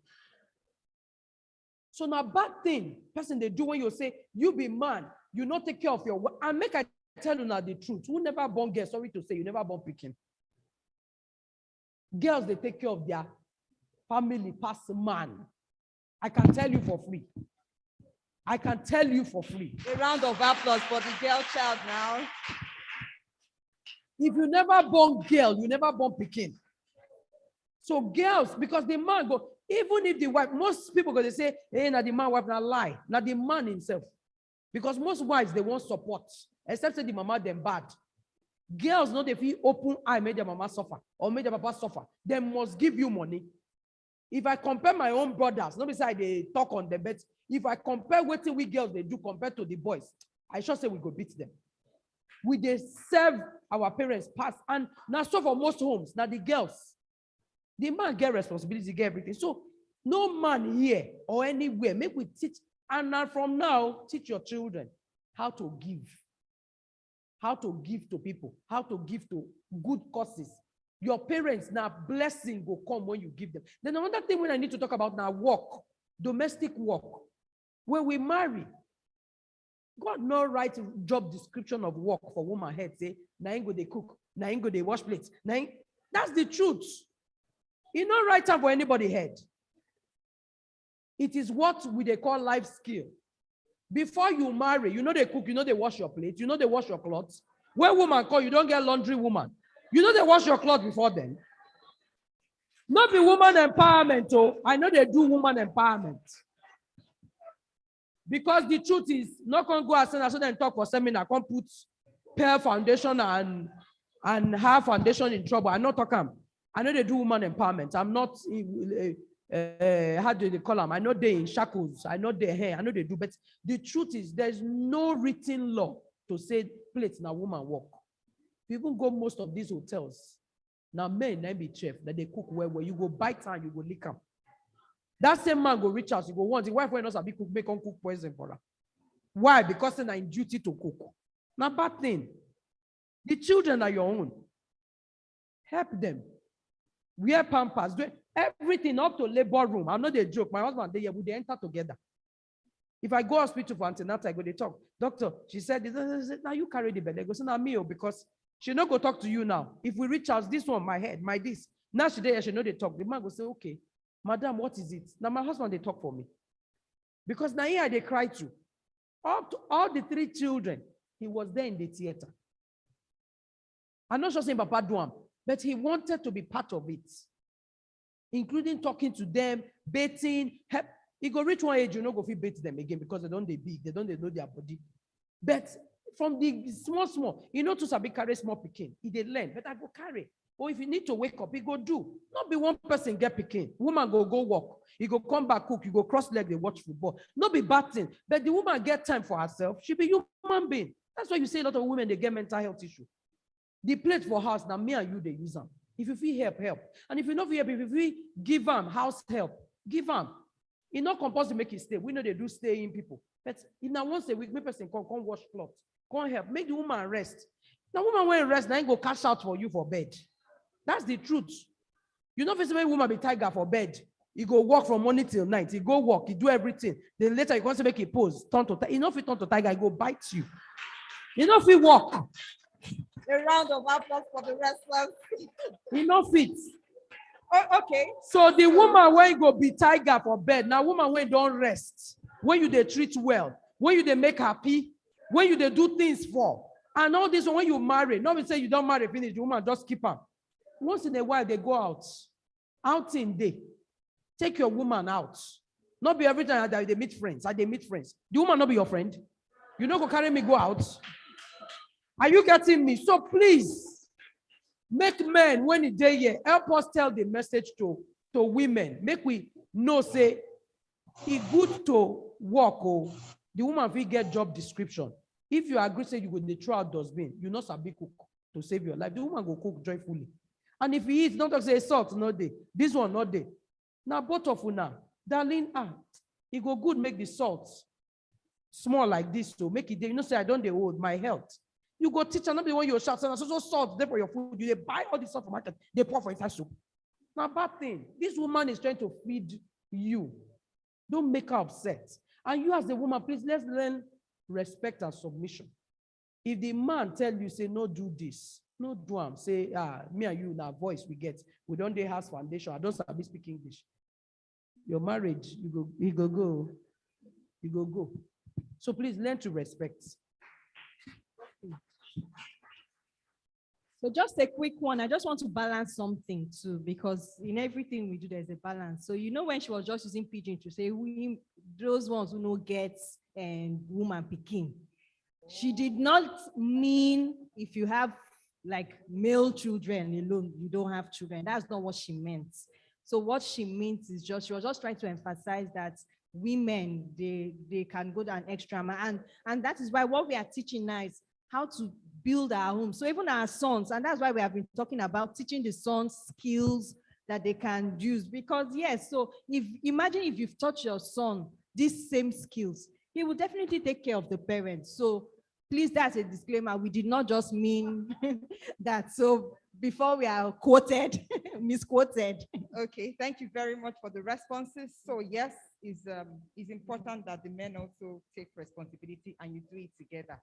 All right, I think Mrs. Eno just touched on the last question from the online community about how we should train our male children so that they can also be responsible.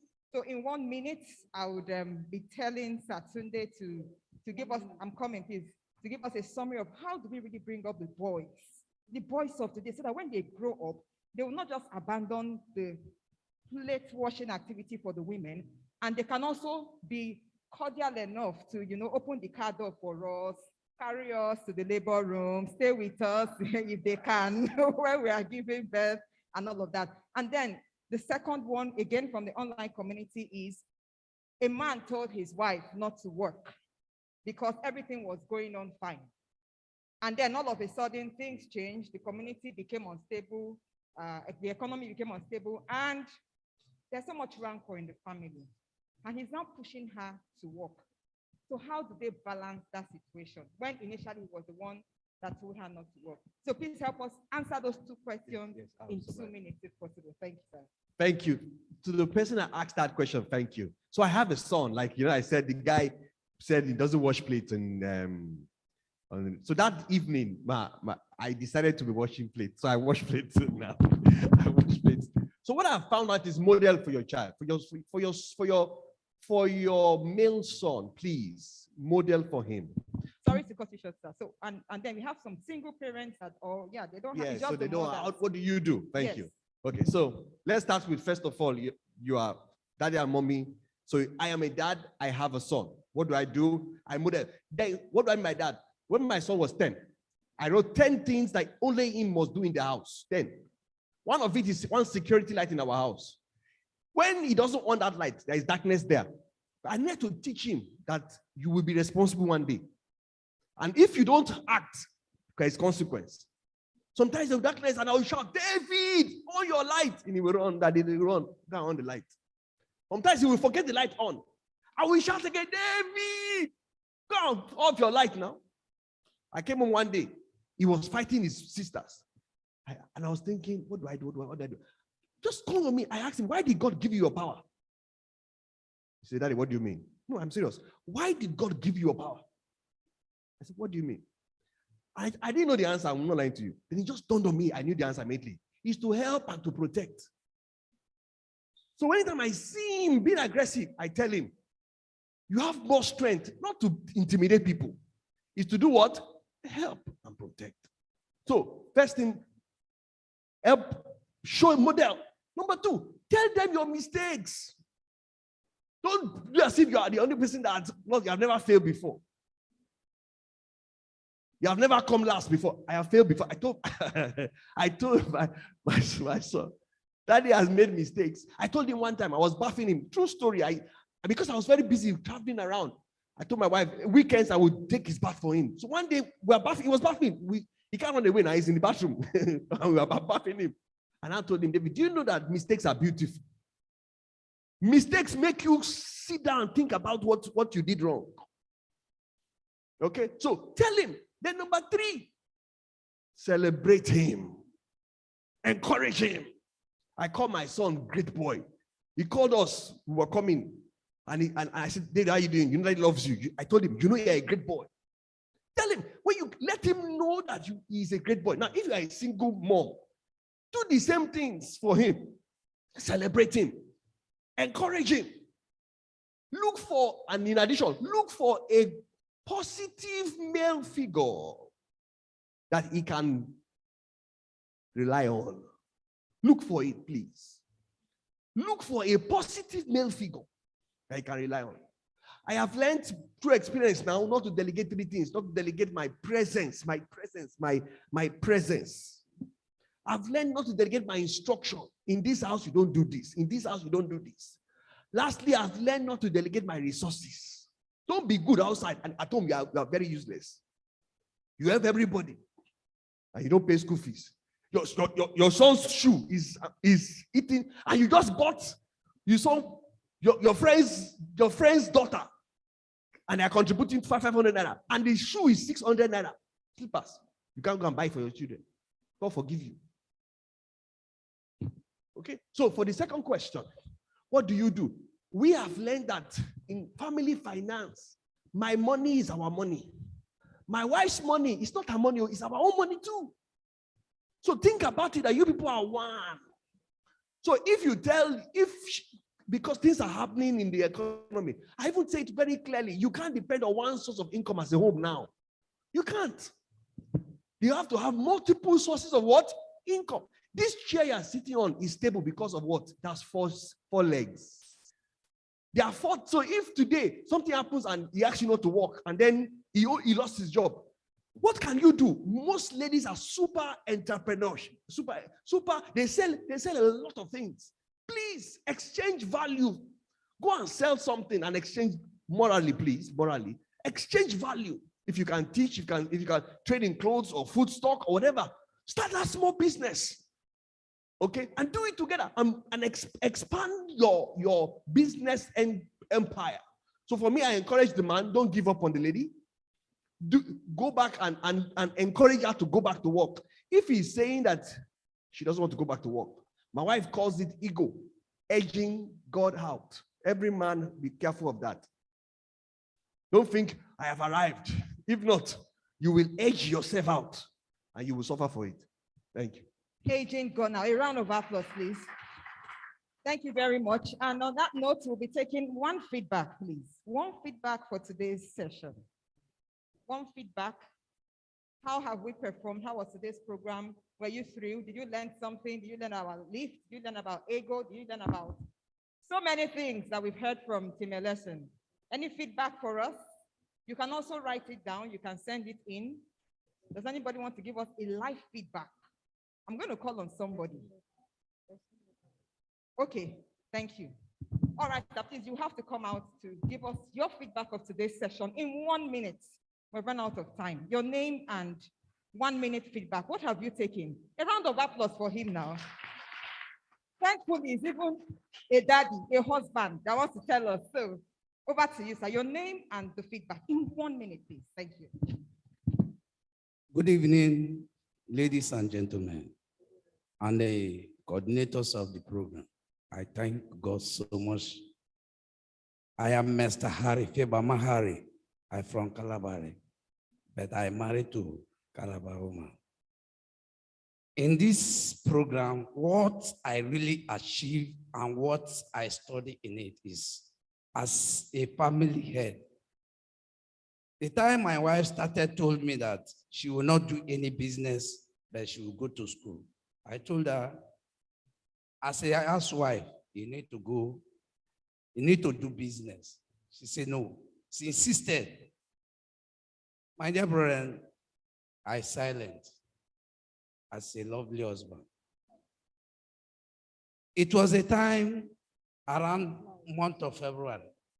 My wife now told me that she has found a place. She had it that there is a place they are teaching married women. So, brethren, I quickly pursue the goal with my wife. From that time, before that time, my wife could not even speak a word. Everything she would ask on me.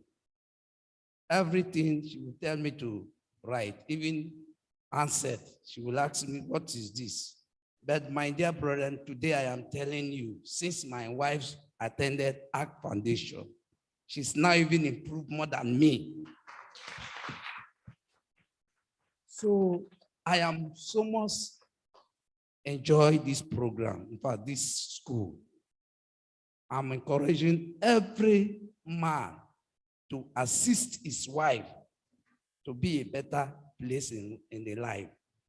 Because if your wife tells you that do this for me and you refuse, it's like you are blinding her. But today, I am proud in that my wife can read a letter to somebody. So, may God Almighty bless Art Foundation and the coordinators in Jesus' name. Thank you very much. And let's allow you close out so that we continue. So I want to thank our speakers, Mr. and Mrs. Sunday and Bridget Election. Thank you so much for gracing our occasion. This is the Union 4 in collaboration with H.E.R Foundation. And so it's really been a wonderful session. We are so grateful. We appreciate you. And for more trainings, information will be passed out for those that are interested in the trainings that we've talked about. And you can contact us after the event, or so you can contact H.E.R Foundation or Pearls with Eno, either of the two.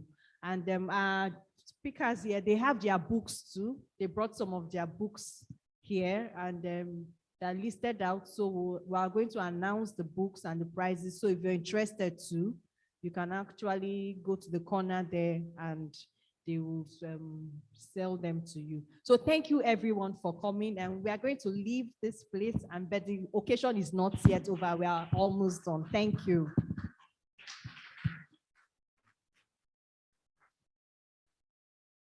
Make I turn the table.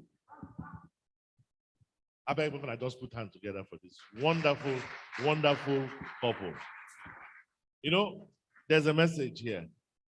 Outside the fact that they both understand each other, there was so much of eye contact, there was so much of reasoning together. How many of them have been noticing them when they use eye, they talk? How many? If you've been noticed, raise your hand. Say the daddy and the mommy, when they use eye, they talk. If you notice, raise your hand. So all of them are not being they see, apart from these people waiting for front, that the daddy and the mommy, they were communicating when to talk and when not to talk. Something very good to learn. Please put your hands again together for them. Our evening is very well spent and far gone into the day, but you know, so much has happened to her. Who is her? Who is her? H.E.R. Who is her? And sincerely, Lois doesn't know what to say to certain persons, but she wants the public, the world, to know that there are certain persons that have touched the life of this foundation. Please put your hands together as I invite Lois, because she wants to express herself. See the way she's stepping out. Just appreciate her. Just appreciate her. Thank you very much again. And let me say a very big thank you to Mr. and Mrs. Election. I think that was amazing. I have feedback from someone who says she really enjoyed the program. She's learned to forgive and to never give up on herself, no matter what the condition is. And I think that for me, that statement on forgive yourself is so important, because a lot of the times, even when you're angry with someone, the reason you're angry with them is you're asking yourself, how could I allow somebody to do this to me? So forgiving yourself is going to be very, very important as well. I mean, apart from all the amazing things that we learned. So thank you very much. We heard our students say that she plans to make palms for the whole world. I mean, I was so impressed because, you know, if you're a Christian, you know, the Bible says we are the light of the world. And that's something I always teach people. You know, when we want to be shy and hide, I say, you're not the light of your house. You're not the light of Bonnie. You're the light of the world. So that was really amazing. But before I go, I want to say thank you to a few people. We heard happiness. Oga Dave has called happiness his name plenty times. And you guys will hear me sometimes when I come, even when I stood here, I said, where's my happiness, right? Let me explain to you why happiness continues to amaze me. You see, happiness has stood here today. The first day I met her, happiness could not talk. She was looking for a job, and I was looking for someone to work in my house. Happiness, how much would you like to earn? She was quiet. Happiness, how much? I spent almost 10 minutes asking Happiness, She didn't talk. Why won't you answer that question? She said, maybe you'll be angry with me. I said, if I'm angry, will I beat you? How much? Before Happiness whispered a figure that I will not even mention here. And the confidence with which Happiness stood here and spoke today, I mean, that's really amazing. And it's a result of the steps she took to learn. People think that it's when you have confidence that you come out. It's the steps you take that will give you confidence. So please continue with those steps. So like Oga Dave said, I really want to say thank you. I mean, people have said a lot of thank you. They've called the founder of her foundation, they've called Pearls with Eno, and we work with people. So today in particular, there's some people who all year round have done some work. So if you hear your name, please just come out. Let me start with Mrs. Udo. She's looking at me. Mr. Bassi, Mr. Thompson, where's Thompson? Please, can you come out? Where's Boma? Thank you.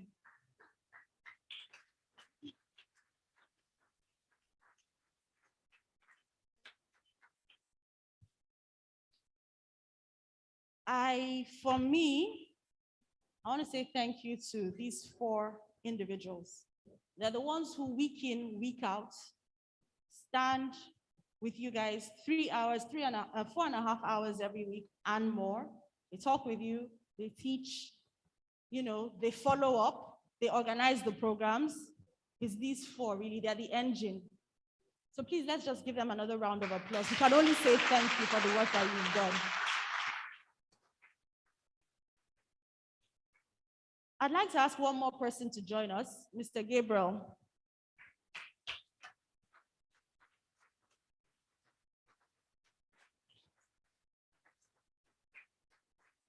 Yeah. So Mr. Gabriel is very special to her foundation. If you've stayed with us over the years, because I see some of our students who had already graduated here as well. Mr. Gabriel is an author. He's written books, as well as a family man. He's taught us in her foundation. He has had sessions on finance with us. He and his wife have come together and had sessions with us as well. We're not 100% sure that Mr. Gabriel will be able to continue to come because he may not be based in Bonny in the near future. But today we just really want to say thank you, Gabriel. As you move, if you do move, the ministry that you have, you will continue is where you are by the grace of God. And we really want to let you know that you are a special friend of her foundation. You've been with us through the years, so we'd like to say a very big thank you.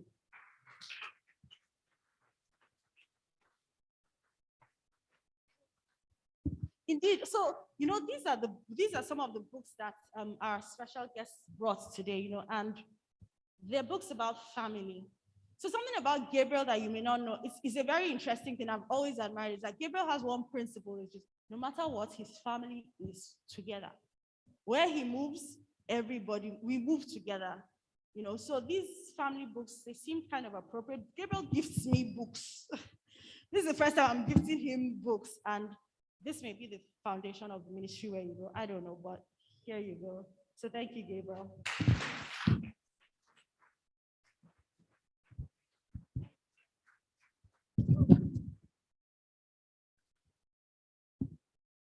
Please put your hands together.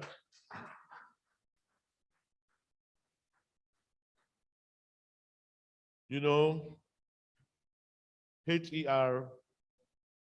and PWE. Wonderful initiative, beautiful foundations. And if we ask them to appreciate you, we will not go. Because sincerely, these 2 foundations have found their strength in this gathering. So let's put our hands together for ourselves. But it will only sincerely be proper that a balance be struck. Now, he does not know whether he belongs to PWE or whether he belongs to H.E.R. Yes, he's a spouse to Eno, but his love is with H.E.R. So we want to permit him. Please put your hands together for my friend and brother Taiwo to say thank you to all of us.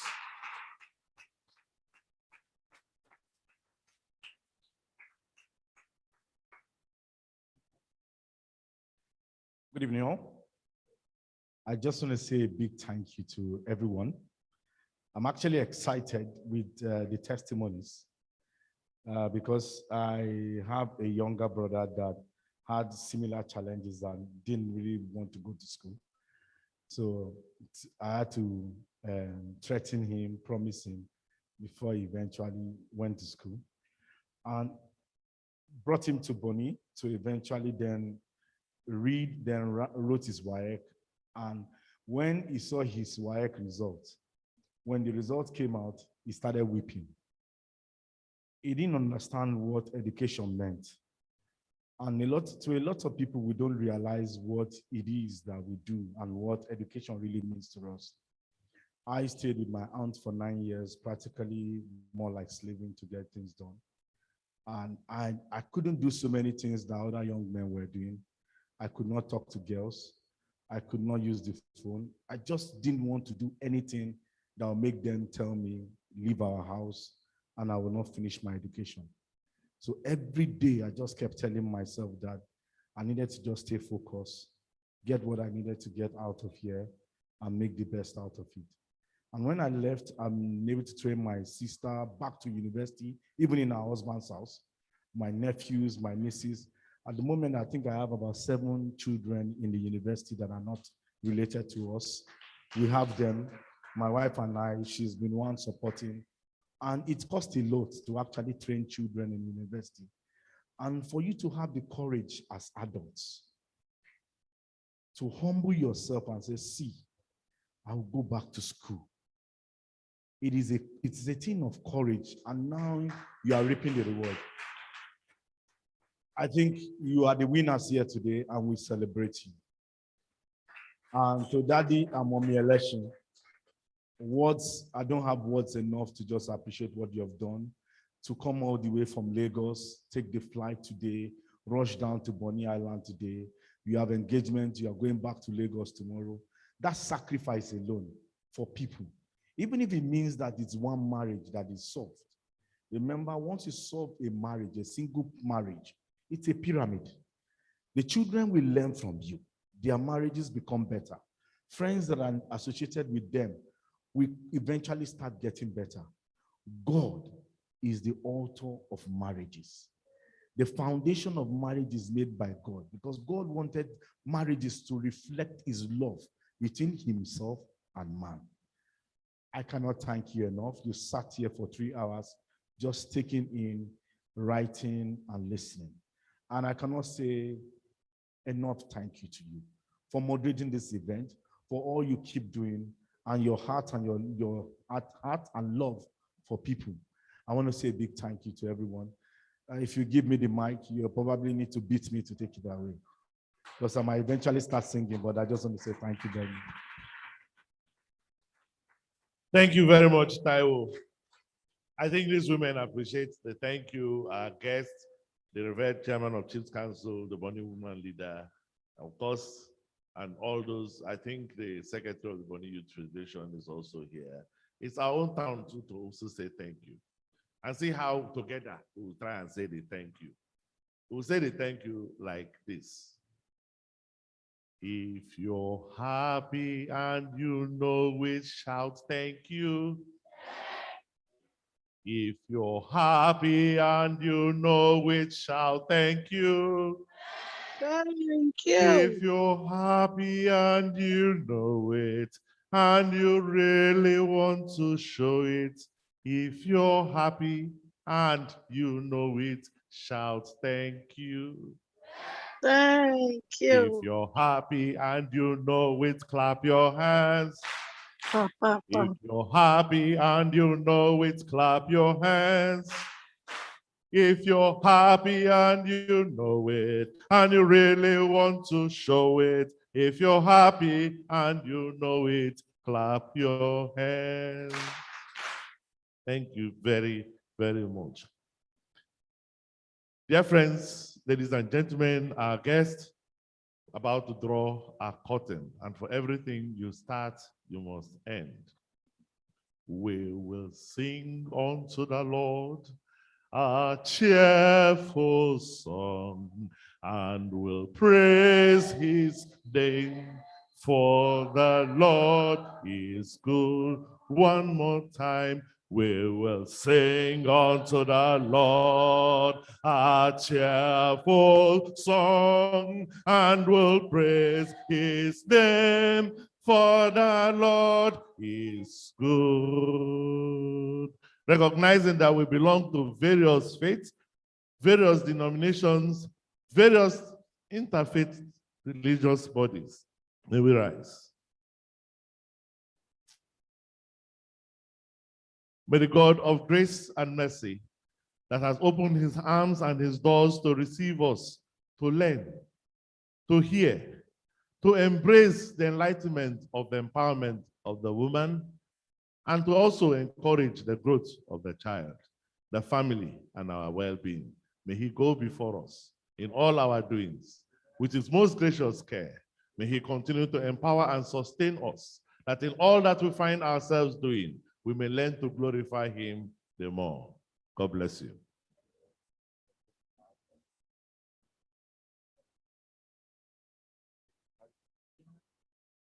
Please, women, come on, let us stand here and take picture, general picture. We just stand and take a photo just to remember this day. Just to, please, and we know Okada must have closed by now, I think 7. A bus is coming that will just do some small drop-offs. It may not get to your house, but the bus will get somewhere, and that will help. God bless you. God bless you. Thank you very much.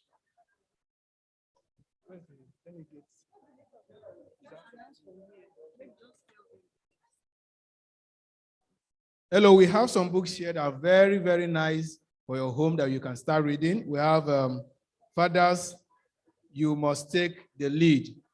Is here. Come to the stand outside and pick one. It's very important. After the photo shot, please, we have character series with Tunde. Please come. It's a very nice book. It's there at the stand after the picture. Father Mentor is also available. We have, yes. Complete Family is also available. Magazine.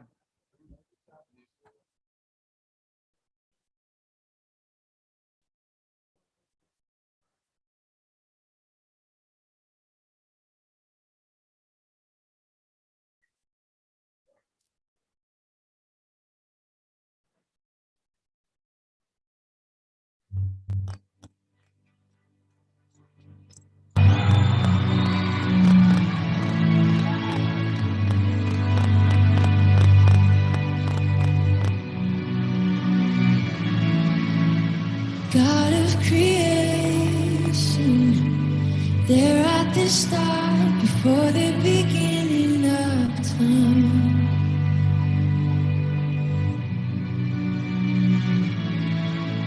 With no point of reference, you spoke to the dark and fleshed out the wonder of life.